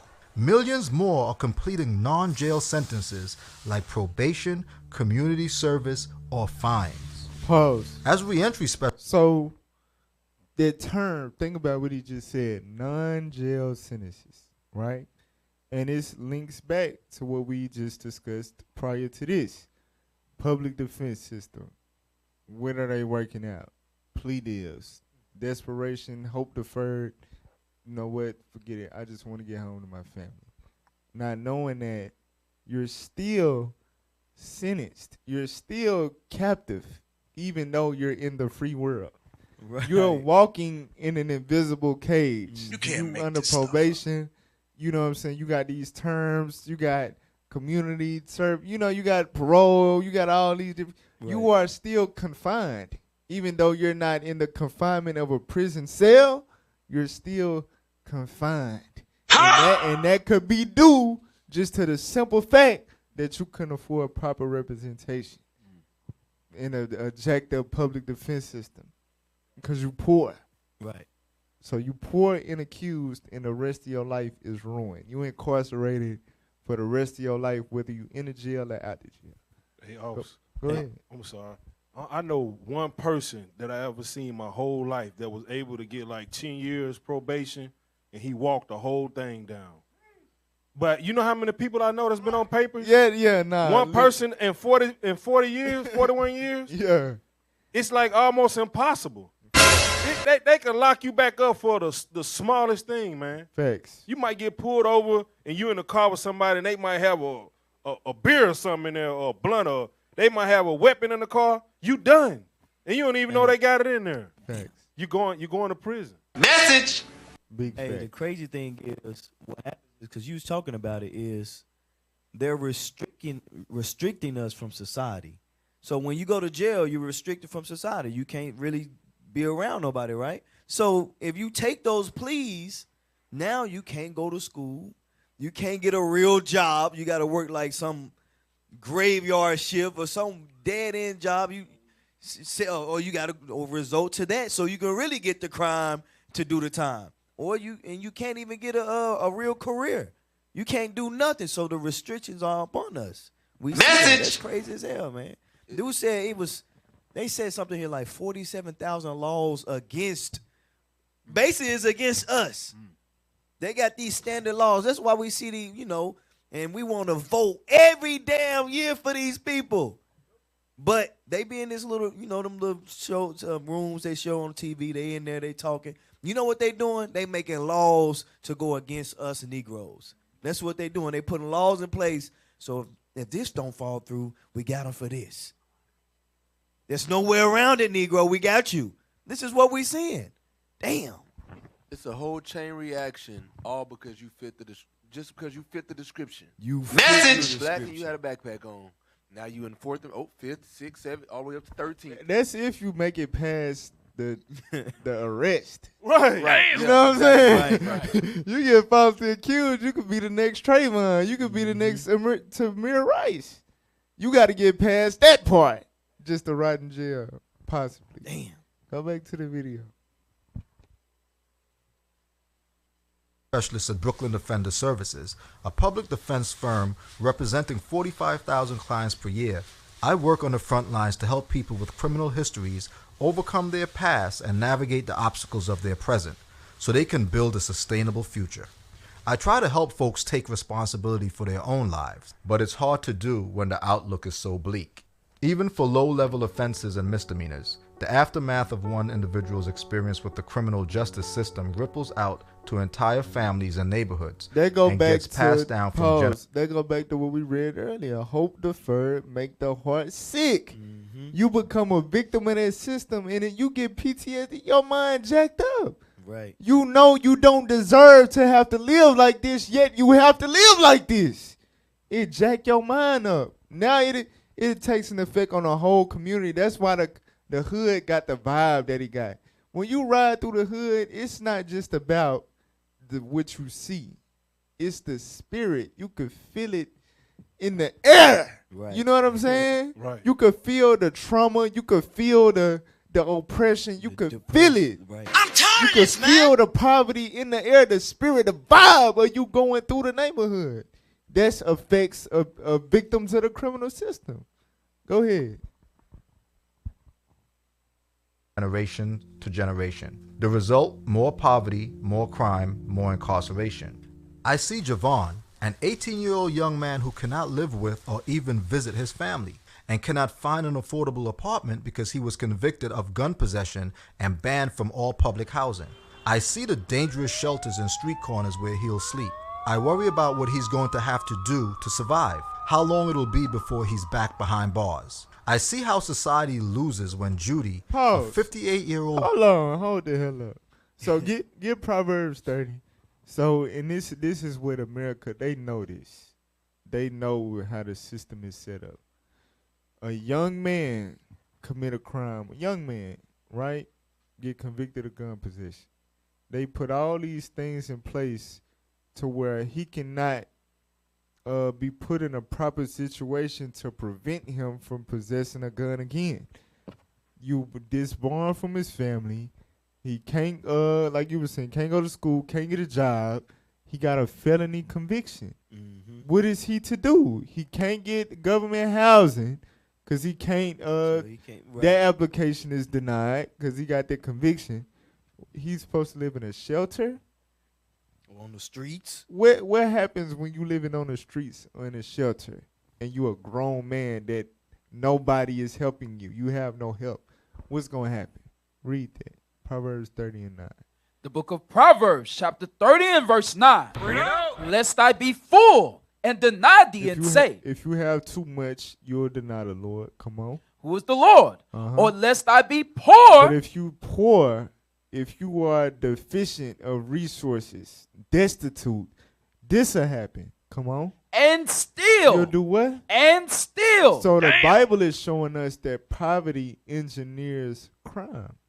If you poor, more than likely, in order to survive, the chief things in life is bread, food, bread, water, clothing, and a house to cover shame. You can't afford to eat. You can't afford to quench your thirst. You've been wearing the same outfit for 2 weeks. It's decaying, and you are homeless. But it's people walking around that got bread. That woman walking out the grocery store got a basket full. Right. You see what I'm saying? You walk on a block. It's a block full of houses. You know what I'm saying? So what is that person going to do? They can't go get a job.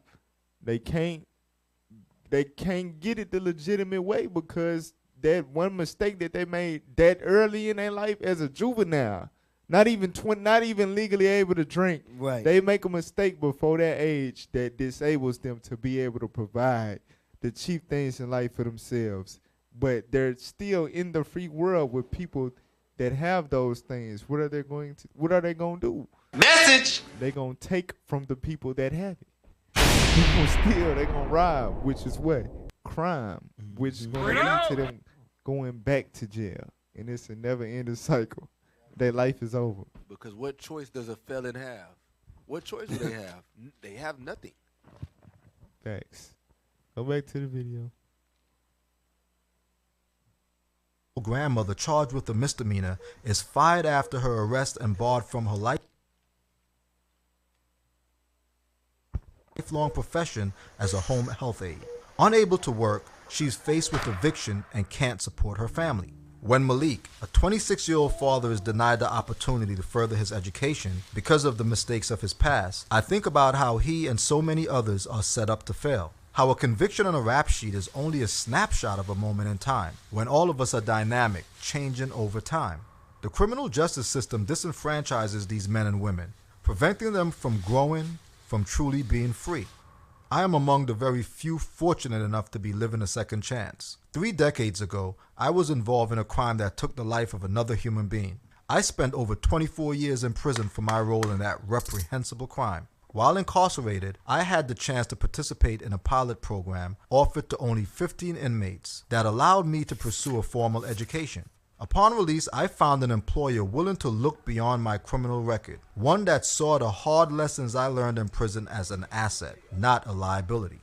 Affording people a real opportunity to re-enter society isn't just good for individuals and families. It's good for all of us. Meaningful re-entry increases productivity, reduces poverty, and saves money. Most importantly, it makes us safer by eliminating the circumstances that perpetuate cycles of crime and punishment.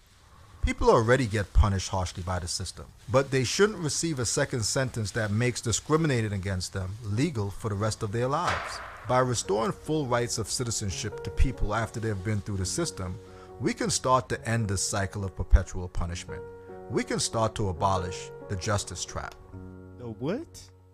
The justice trap. I wanna share something though, cause when we went over racism in real estate, when Officer Nahum was here, he had pulled this.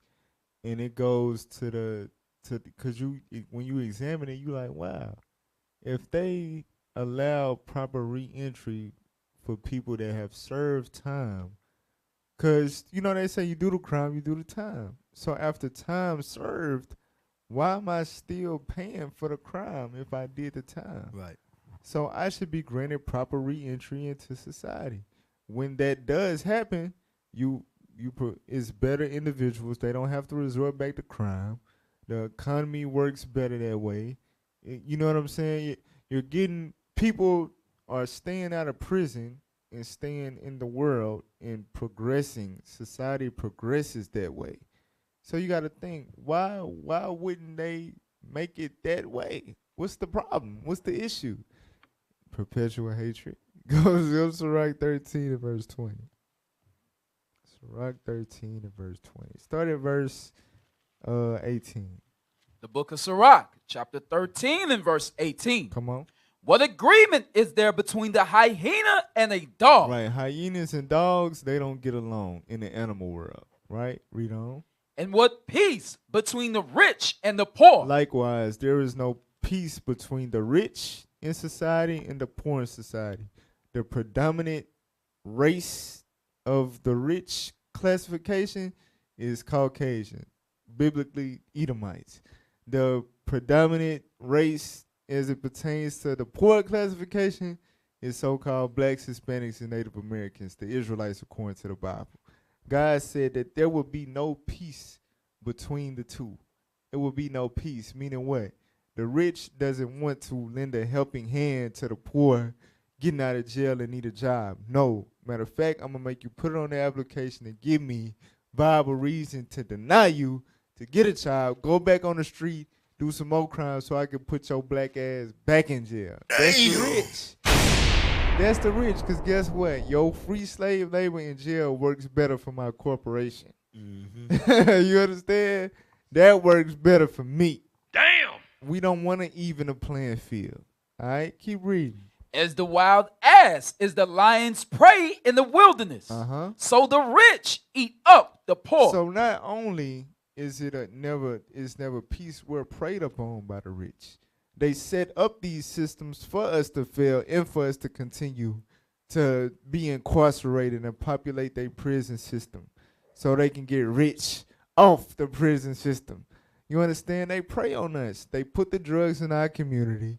They send the police to hunt our steps. They make it one way in, one way out. Yeah, they don't fund the public defense system to grant you lawyers to represent you in court. All of that is designed to eat your ass up. Literally. That's what it's about. That's in the Bible. The rich eat up the poor. Go ahead. As the proud hate humility, Uh-huh. so doth the rich abhor the poor. So it's hatred there. It's a perpetual hatred. It's never going to end. It's never going to stop. You can make 1,000 videos like this, and it can make the most sense in the world. But guess what? They're going to continue to keep this corrupt, unjust system in place because they simply hate us. It is what it is. Damn. It is what it is. Go to the next video. It's heavy you say that because in that video he said it was to what's the word he used? To discriminate. It's a legal way to discriminate against us. Because, you know, they say, okay, we give you equal rights, but once we put once you put you in jail or put a case on you that you didn't do or whatever, charge you, now we can legally say we don't want this nigga. They make it. That's how they make these laws, these loopholes to really go right back to you can't come in our hotel, you can't come here because you're a felon. And if you lie on your application Right. and you don't put your conviction and they find out, they gonna fire you. Damn. You can't make this stuff let you go.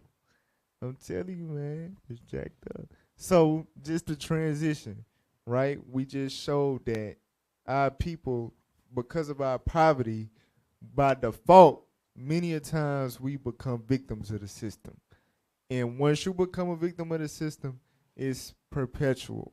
You're not getting out of that unless you get lucky and get granted a second chance by somebody that empathizes with your situation, which is few and far in between, whatever. It's rare, right?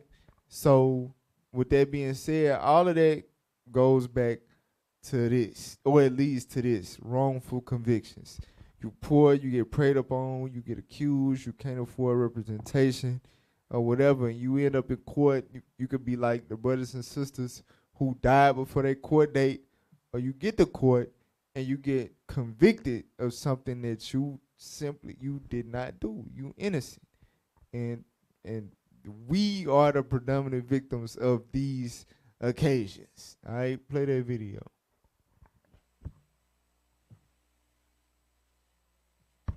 Come on. You know the expression, you do the crime, you do the time. We've all heard that phrase. But in Virginia and across the country, people of color are sentenced to prison for significantly longer than white people who commit the same crimes.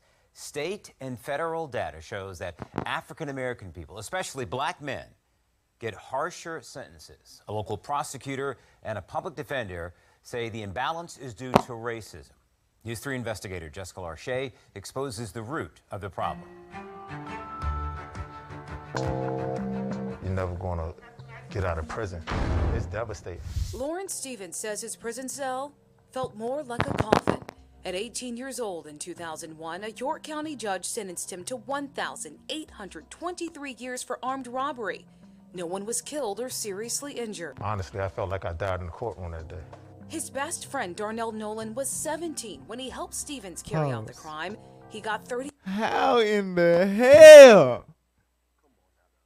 How in the hell? Listen, we only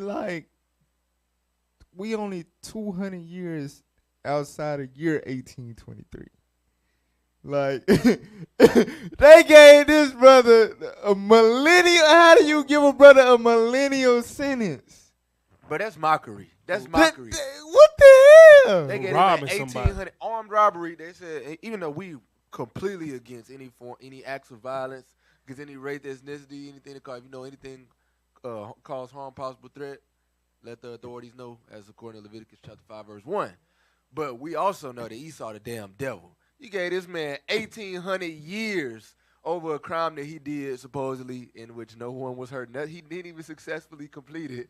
This brother will have to live through the Dark Ages, the Renaissance era, slavery, all of that, civil rights. Brother had to live through all iconoclasm. That's his sentence.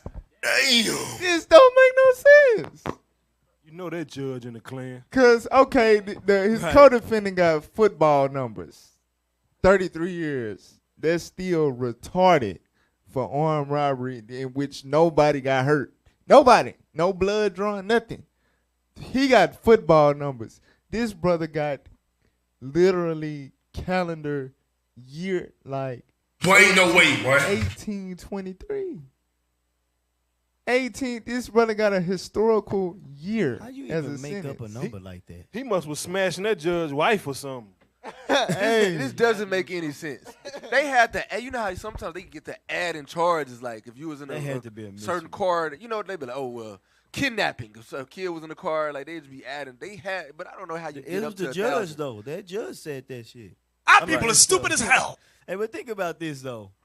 Like that's got to be a crime itself. Outrageous amounts of sentences. That's got to be a crime.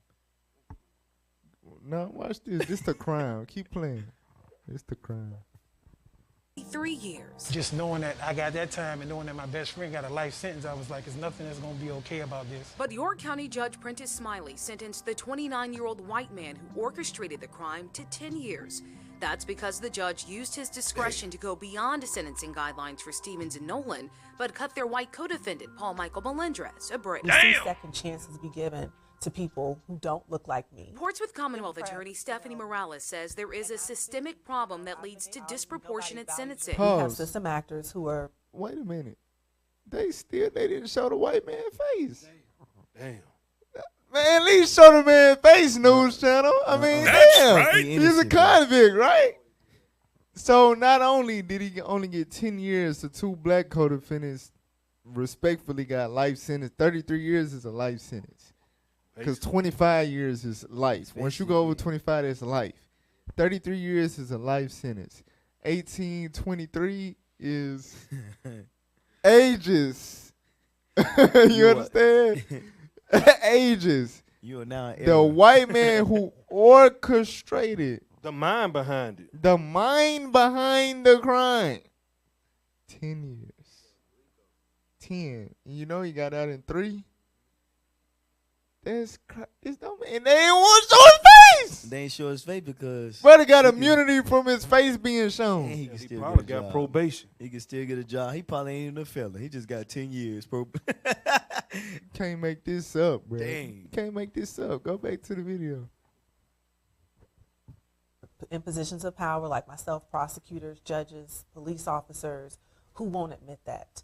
And largely that is a part of the problem. Stick around. Morales reveals a problem that prevents prosecutors from addressing excessive sentences of the past. But first, a look at the data. According to the U.S. Sentencing Commission, black male offenders on average receive sentences 20% longer than white males who commit the same crimes. And according to the Virginia State Crime Commission, black males were found to receive sentences that were 50% longer than white males. Why are we seeing rates of Black and brown people being sentenced excessively longer than white people who commit the same crimes?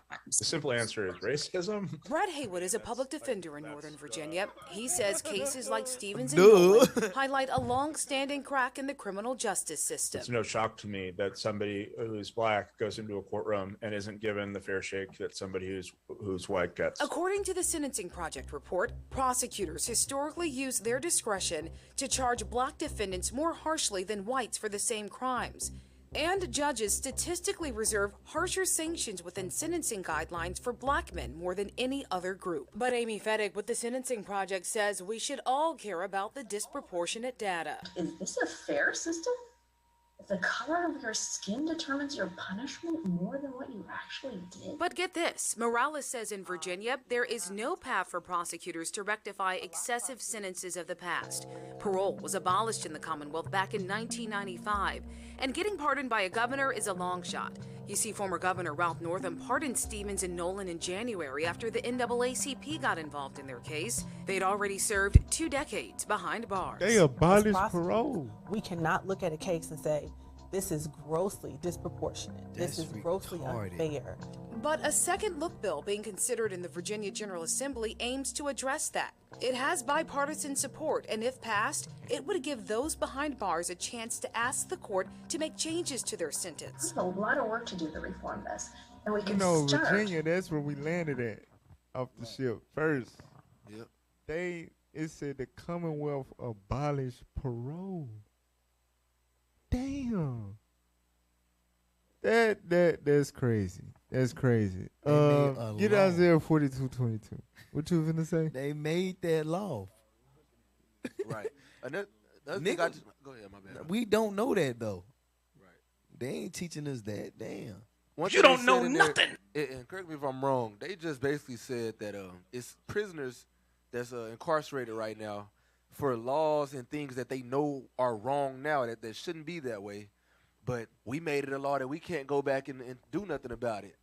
That's what it sounds like. They say like it's like some Right. kind of it's a bill that they can't go back and change any previous convictions, even though they know that it's wrong now. They still got to finish the 1,800 years or whatever the case. But we know that's a lie because they let them killers, rapists, and murderers out in Chicago. Right. It's kind of like working out. Like it's like for fat people. Like it's easy for them to gain weight, but it's hard for them to lose weight. People like me have metabolism. It's hard to gain weight, easy to lose weight, right?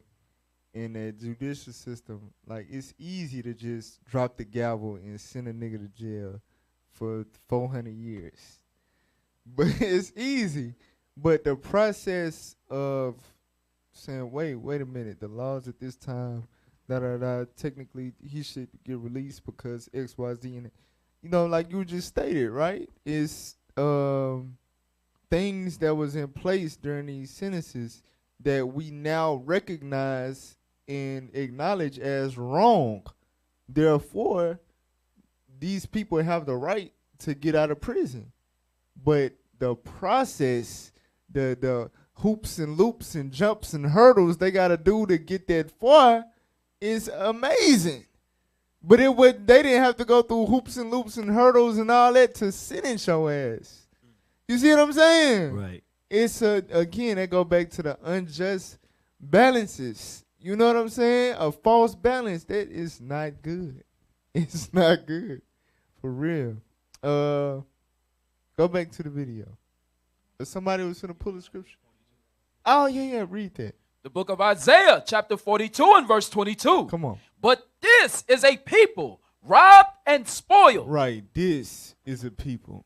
The so-called blacks, Hispanics, and Native Americans who be watching these videos about the topic of discussion. This is a people that's robbed and spoiled. Even though we accused of being the robbers and spoilers, you understand? We the ones that's robbed and spoiled of our heritage, our land, language, nationality, all of that. We've been robbed. We've been deprived. Go ahead. They are all of them snared in holes. And that's not enough. It's not enough to just take your nationality and, you know what I'm saying, your dignity. And it's not enough to put you on a plantation. We want to snare you niggas in holes, too. You know what I'm saying? And that's another aspect that we going to go into eventually in the series, the shoot. Solitary confinement. The toll that it takes on a person's mental health. That is not reasonable punishment at all whatsoever. If you gonna lock somebody up, you know what I'm saying? It has to basically don't kill a person by locking them up. Just kill them if you gonna kill them. You know what I'm saying? But when you put a person in that type of environment, it literally can turn their mind into something else. Right. Literally. You understand? But that's what they want to do. They want to snare us in holes. Go ahead. And they are hid in prison houses. God said we are hid in prison houses. They hiding us in prison houses. That's mass incarceration. You understand? Damn, we're all black people, they, populating. Where they at? Where they at, though? Because you're not a part of the census no more when you become a prisoner. Exactly. And that goes to the industry as well, like with the farming and the different materials that get made by the inmates. Mm-hmm. Like you don't realize how all this stuff get made. It's by the people that's hid in prison houses. You know what I'm saying? The slaves. Like the underlying upkeep of America as we know it is still what it was in the first place. Slavery. Damn, hey. You know what I'm saying? But the plantation was out in the open. It was public. Now the slaves are hid in prison houses. You understand? Keep reading. And they are for a prey. Therefore, what? And they are for a prey. It goes back to they hunt our steps. Go ahead. And none delivereth. And none delivereth. Come on. For a spoil, and none saith, restore. And nobody give a damn about it. Nobody says restore. That's what they talking about on the video. The restoration process of the people that was hid in prison houses is basically far-fetched. It can happen, but we're gonna need to do this and do that and appeal this and do that, and maybe in 10 years we'll have something different. Meanwhile, in that 10 years, how many of them inmates gonna die that deserve to get what it's gonna take 10 years to get? That it didn't take 10 years for them to get sentenced. You know what I'm saying? Damn. I'm telling you, don't nobody give a damn about us. We waited. Our eyes fell for a nation that cannot save. We have no hope here. No hope. Go back to the video. Finish the video. By ensuring that people who are currently serving sentences that are largely unfair get a second chance. A second chance like the one Stevens and Nolan are using to shed light on the lever of justice. There's still guys that have 100, 200,000, more than what was given to my co-defendant and myself. The second look bill passed in the state Senate, but it has a steeper hill to climb in the Republican-controlled House of Delegates. Republican delegate Carrie Coyner introduced the legislation there, so supporters of the second look bill hope she can influence her Republican colleagues. Jessica Larche, News 3. How do you give somebody 3,000 years? Like, how do you do that? Yeah, y'all gonna freeze his body? Right. You know what I'm saying? Come on now, dog. Freeze his body then. If you were gonna sentence a man, you freeze his body. It's probably deep. They're probably going to maybe if he had like some kind of life insurance policy or something, like when he become a prisoner, he don't nothing. He don't get nothing. Nothing in his name ever, nothing. Because, for example, if a house is in his name and he still got kids that's in a quote-unquote free world, they might be able to attain those things. But if he still, because, they probably, it's some kind of clause they got he probably. saw the devil, man. Sheesh. Damn. That goes back to what you said earlier, officer, though, because these people, they hate us, bro. You know what I'm saying? That's the reason why we got to rely on Revelations 13 and 10. Facts. That's the patience and the faith of the saints. That's all we got. That's all we got. Because you can't go to war with a man that can rig the whole judicial system. Hell no. But God told us from the beginning that we was going to go to war with them. We the Lord's people. Right. They hate the Lord. They going to war with us. Can I get that real quick? Bring it up. Let me get that in Exodus. Chapter 17, when God said we was gonna war with Amalek, he was gonna war with Amalek from generation to generation. Watch this, because Amalek, that's Esau. Yeah, Exodus chapter 17. 14. 16, yeah. The book of Exodus, chapter 16 and verse 14. 16. Yeah, 16, 17 and 16. The book of Exodus, chapter 17 and verse 16. For he said, because the Lord hath sworn that the Lord will have war with Amalek from generation to generation. Hey, that's forever. And for y'all that don't know, Amalek is Esau. Let's prove it for him. Give me Genesis chapter 36, verse 1. And then jump down. The book of Genesis, chapter 36 and verse 1. Now these are the generations of Esau. Of who? Of Esau. So now, jump down to verse 12. Verse 12.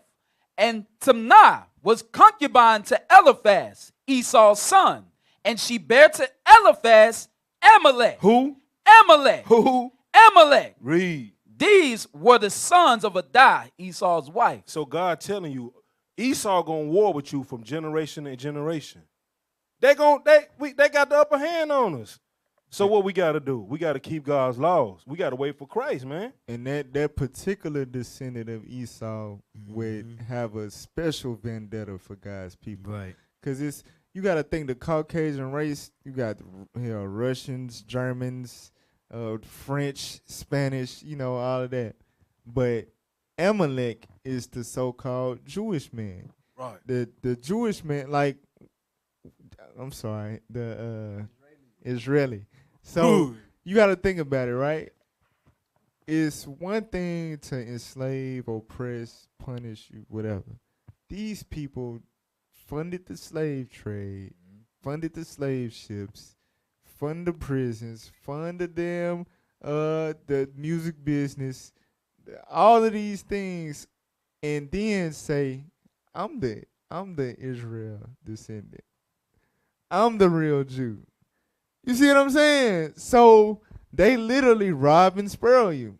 Like totally. You understand? They have a deep special vendetta against God people. They take it to the furthest notch possible. They establish the vision that they are you while destroying you.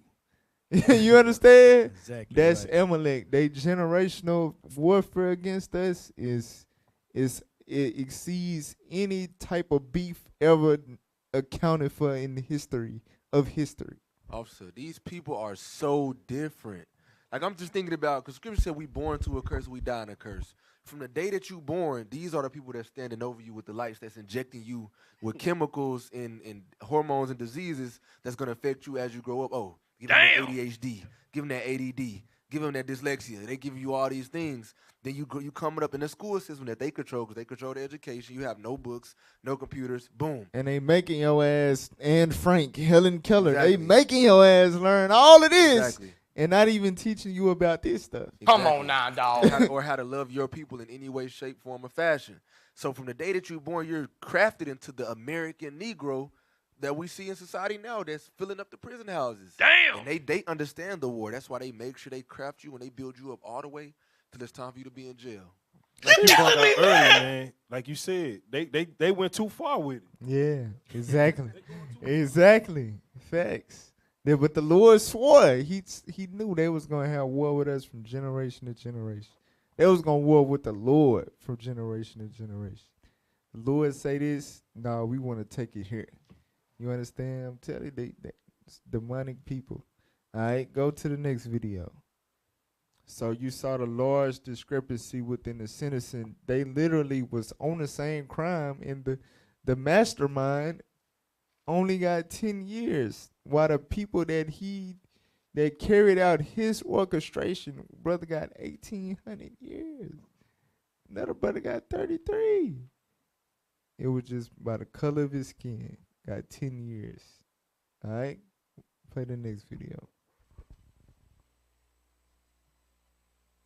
Spending more than 4 decades in prison as an innocent person convicted of a triple homicide. But for one Missouri man, that has been his reality. When he entered prison, he could walk. He now relies on a wheelchair. Had absolutely nothing to do with these murders. Monday, a judge in Florida posthumously exonerated 4 black men known as the Groveland Four. Still in disbelief. This is the moment that he thought might never come for the man at the center of one of the longest wrongful conviction cases in U.S. history. 43 years. 43 years. 43 years. Kevin Strickland has waited 43 years for this day. So I'm not angry. I'm disgusted. Dreams broken and moments stolen. Prosecutors turned defenders. Corruption seeping from the highest level.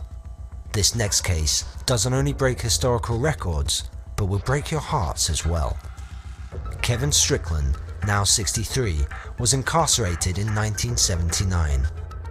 At 22 years of age, the state of Missouri charged him with first and second degree murder in a brutal triple homicide. Kevin pleaded his innocence from the beginning, but with an all-white jury, not even 2 direct statements clearing his name was enough. Strickland even remained in prison while 2 of the 4 actual shooters, Vincent Bell and Kilm Adkins, admitted under oath Strickland had nothing to do with the murders. The manipulation in this case is evident from the very beginning. Many times over the 43 years, Kevin Strickland was denied retrial, which seems like a common pattern in these cases, but this is where the unheard of came into play. No, I didn't think this day was going to come. I mean, not before I got this legal team, I didn't. Jackson County prosecutor Gene Peters Baker led the team who worked to free Strickland alongside the Midwest Innocence Project. In 2015, an email was received by the prosecution. The most important piece of evidence was a recantation of a witness. She has since died, but she really did a good job documenting her recantation, so we believe it to be a very credible recantation. It changed her view on the entire case. Let's just call it what it is. This is wrong. And everyone that works in this system must find a way to do the right thing now. The right thing is getting Mr. Strickland out. Even with all the evidence, her first attempts to free Strickland failed. I guess it's not easy when you're fighting against the same people who helped you put him there in the first place. Incredibly difficult this process is. Even when the prosecutor is on your side, it took months and months for Mr. Strickland to come home. And he's still going to come home to a system that will not provide him any compensation for the 43 years that he's lost. So just in case you was wondering, like, is he gonna get a check? Like, he was convicted wrongfully. He was innocent. He was exonerated. 43 years. He was in jail longer than his lifespan, like his age of his incarceration. You know what I'm saying? Like, surely he gets some type of reparation. Surely. This brother is not receiving any compensation whatsoever. Just in case you was wondering. Keep playing. Justice. They did eventually get there, obviously. And with freedom at his fingertips, he just wanted to do one thing. Well, I mean, I hate for people to hear a 62-year-old man say this, but I'm a mama's boy, and I got to go see mama. I got to go hold mama's hand, yeah. But Attorney General Eric Schmidt had his way of slowing it down, causing that one last wish to be taken away. His mother died 2 months later. Procedural hurdles caused his case to be delayed and later dismissed. His mother passed away on August 21st. We can't bring back Mum, but the people of Missouri and abroad decided that they can help in another way. He's been out of prison for more than a week. The GoFundMe has raised more than $1.7 million. $1.7 million? It doesn't equal 43 years, but I do think that will help keep him out of a cardboard box. And maybe a little more. You know, I've never been on a beach, you know, not even a man-made beach. And I want to go out far in the ocean where you can't see any land, any direction. And not just go out there, but get in that water. I want to feel the power, you know, of God's creation. I want to feel that water. Stunning development in a murder case, NBC News. Let's see. So the brother didn't get no compensation from the court. He had to get compensated by way of GoFundMe. And 1.7 million is not 43 years. Like, somebody working at a fast food joint over the course of 43 years, you would have accumulated more than $1.7 million. You know what I'm saying? 43 years, you making $20,000 a year to $30,000 a year, you do the math. That's going to be more than 1.7 million, but that's all he was able to get for his life being stolen from him. Damn. And then being delayed at the last minute for him to not be able to visit his dying mother. Look at that. Come on, man. You can't make it up, man. Come on, man. Get the last video. So there he did 43. This brother did 44. Something he did do. But this is the amazing brother. I ain't gonna lie. This is the brother that amazed me. Play that video. We want to tell you about a startling development in a case we have been following of a North Carolina man sentenced to 80 years in prison for rape and burglary. 64-year-old Ronnie Long is his name. He has always said he was innocent, and he was suddenly released late last week after the state of North Carolina admitted it could no longer defend the case and asked the court to vacate his convictions. Only on CBS This Morning, Aaron Moriarty spoke to Long in his first TV sit-down interview since his release. 64-year-old Ronnie Long left a North Carolina prison last Thursday in sartorial style, thanks to friends and family waiting outside who never lost faith in his innocence. To be able to walk out them gates without being supervised. Love you, man. No doubt, no doubt. It was breathtaking. When his lawyer, Duke University law professor Jamie Lau, first called with the news, Long couldn't quite believe it. He said, Jamie, is this real? Am I really going home? You serious?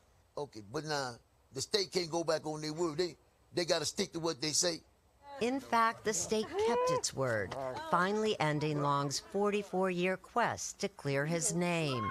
It began in May of 1976, when Long was accused of breaking into a home in Concord, North Carolina, and raping a 54-year-old white woman, Sarah Boss. Although there was no... Stop. So, this young black man, he not busted and disgusted. You know what I'm saying? He can go get a girl. What in the hell he look like breaking into a house to rape a 54-year-old white woman? That's going to smell like stale cheese, and it's going to be dust coming off. Why would he want to do that? But he get convicted for raping a 54-year-old white woman. Remember this, though. He got convicted. 44 years for being accused of raping a 54-year-old white woman. Come on now, dog. Play him.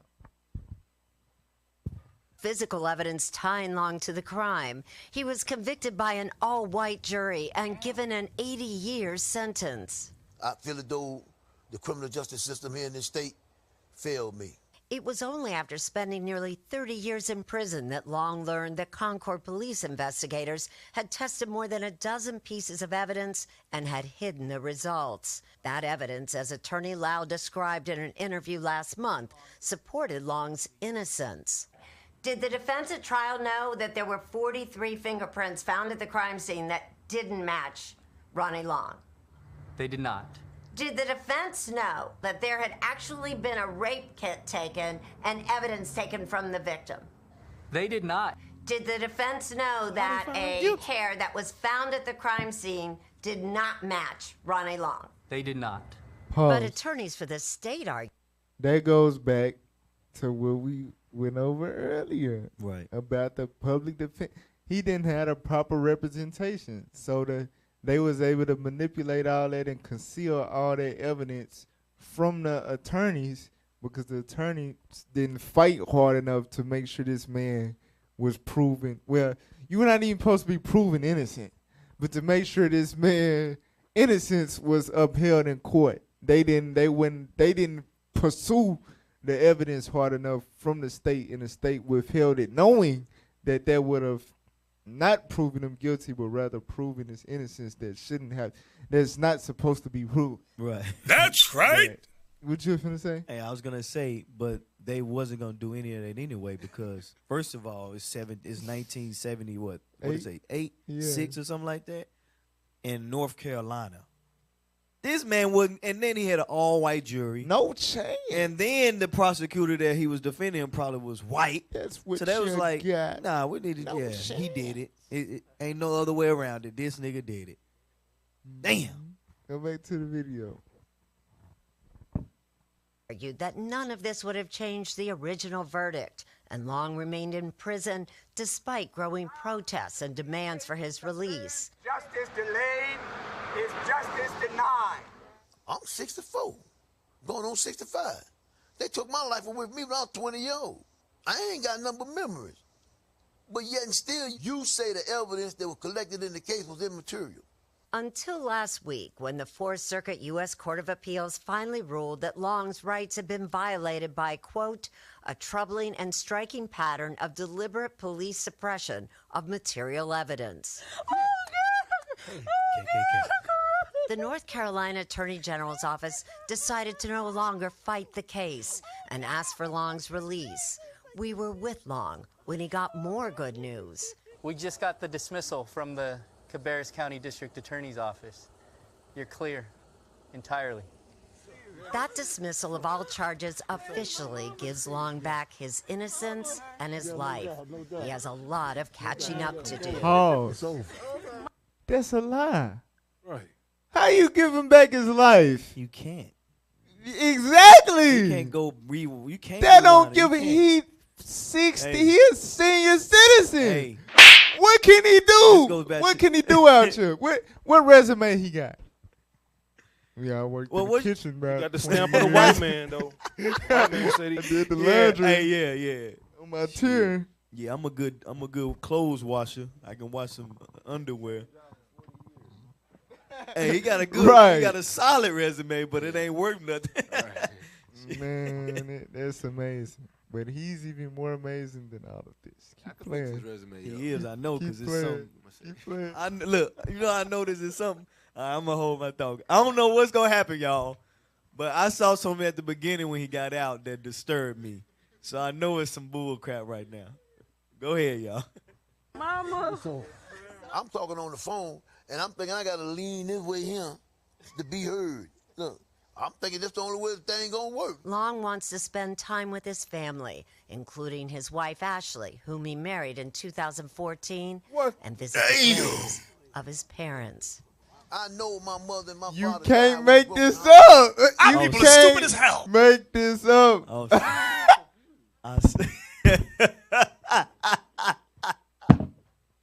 hey, Israel.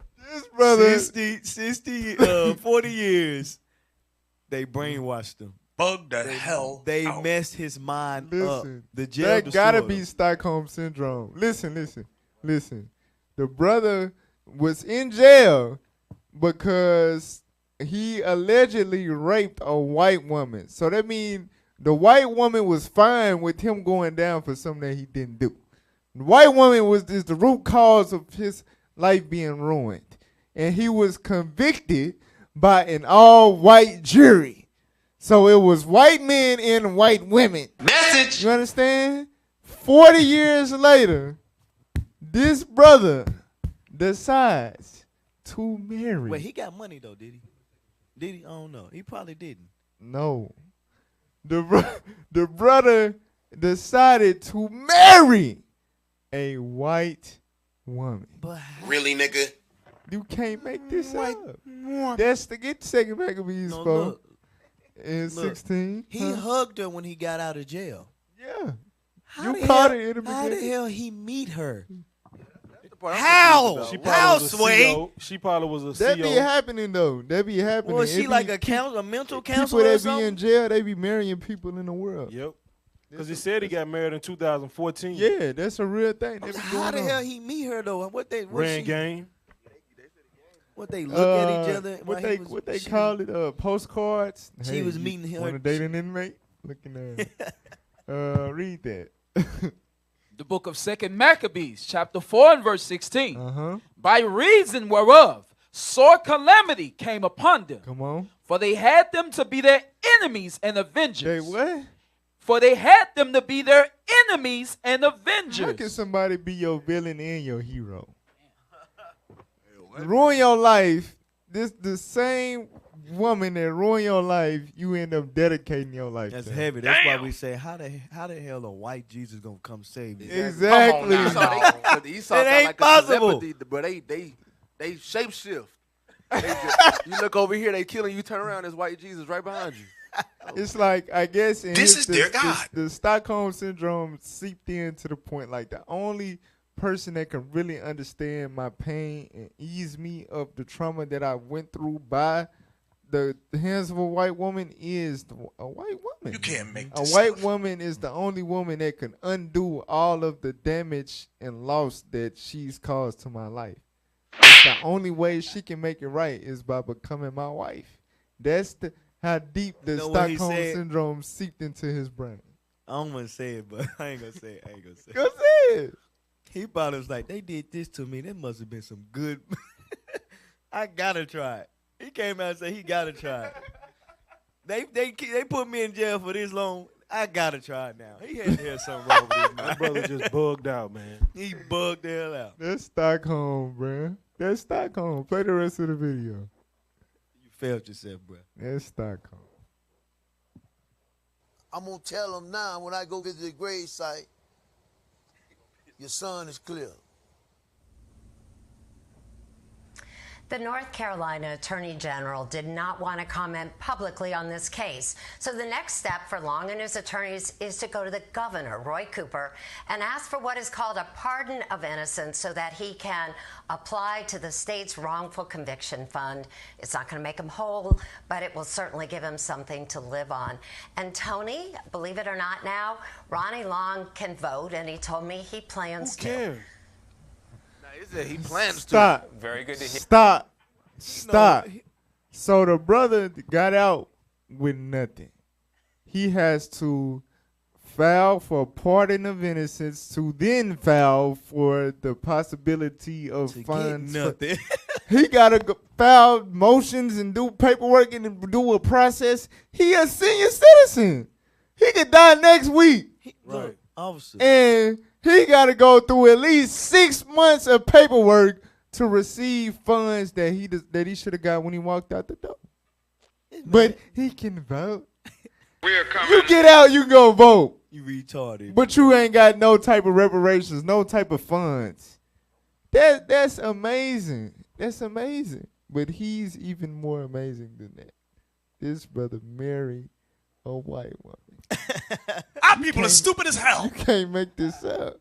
You can't make this up, y'all. But listen, that'll conclude today's episode of Let's Talk Truth. The topic, America's Unjust Judicial System, Part 1.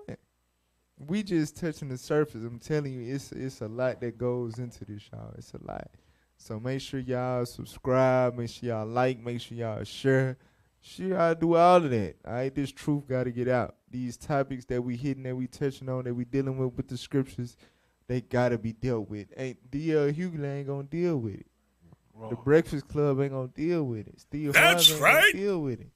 You know what I'm saying? We the Let's Talk Truth radio show, Israel United in Christ. We ain't scared. We don't That's right. Dealing with these topics with the scriptures. With the scriptures. So make sure y'all support.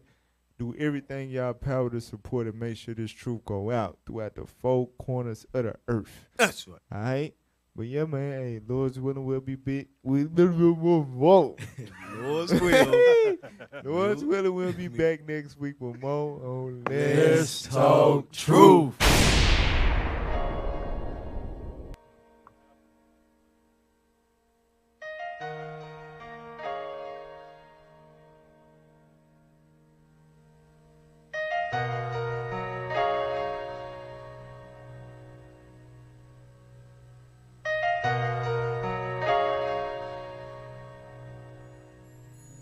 Deep down in the ghetto, where the chosen ones were led. Deep down in the ghetto, where the real Hebrews have fled. Deep down in the ghetto,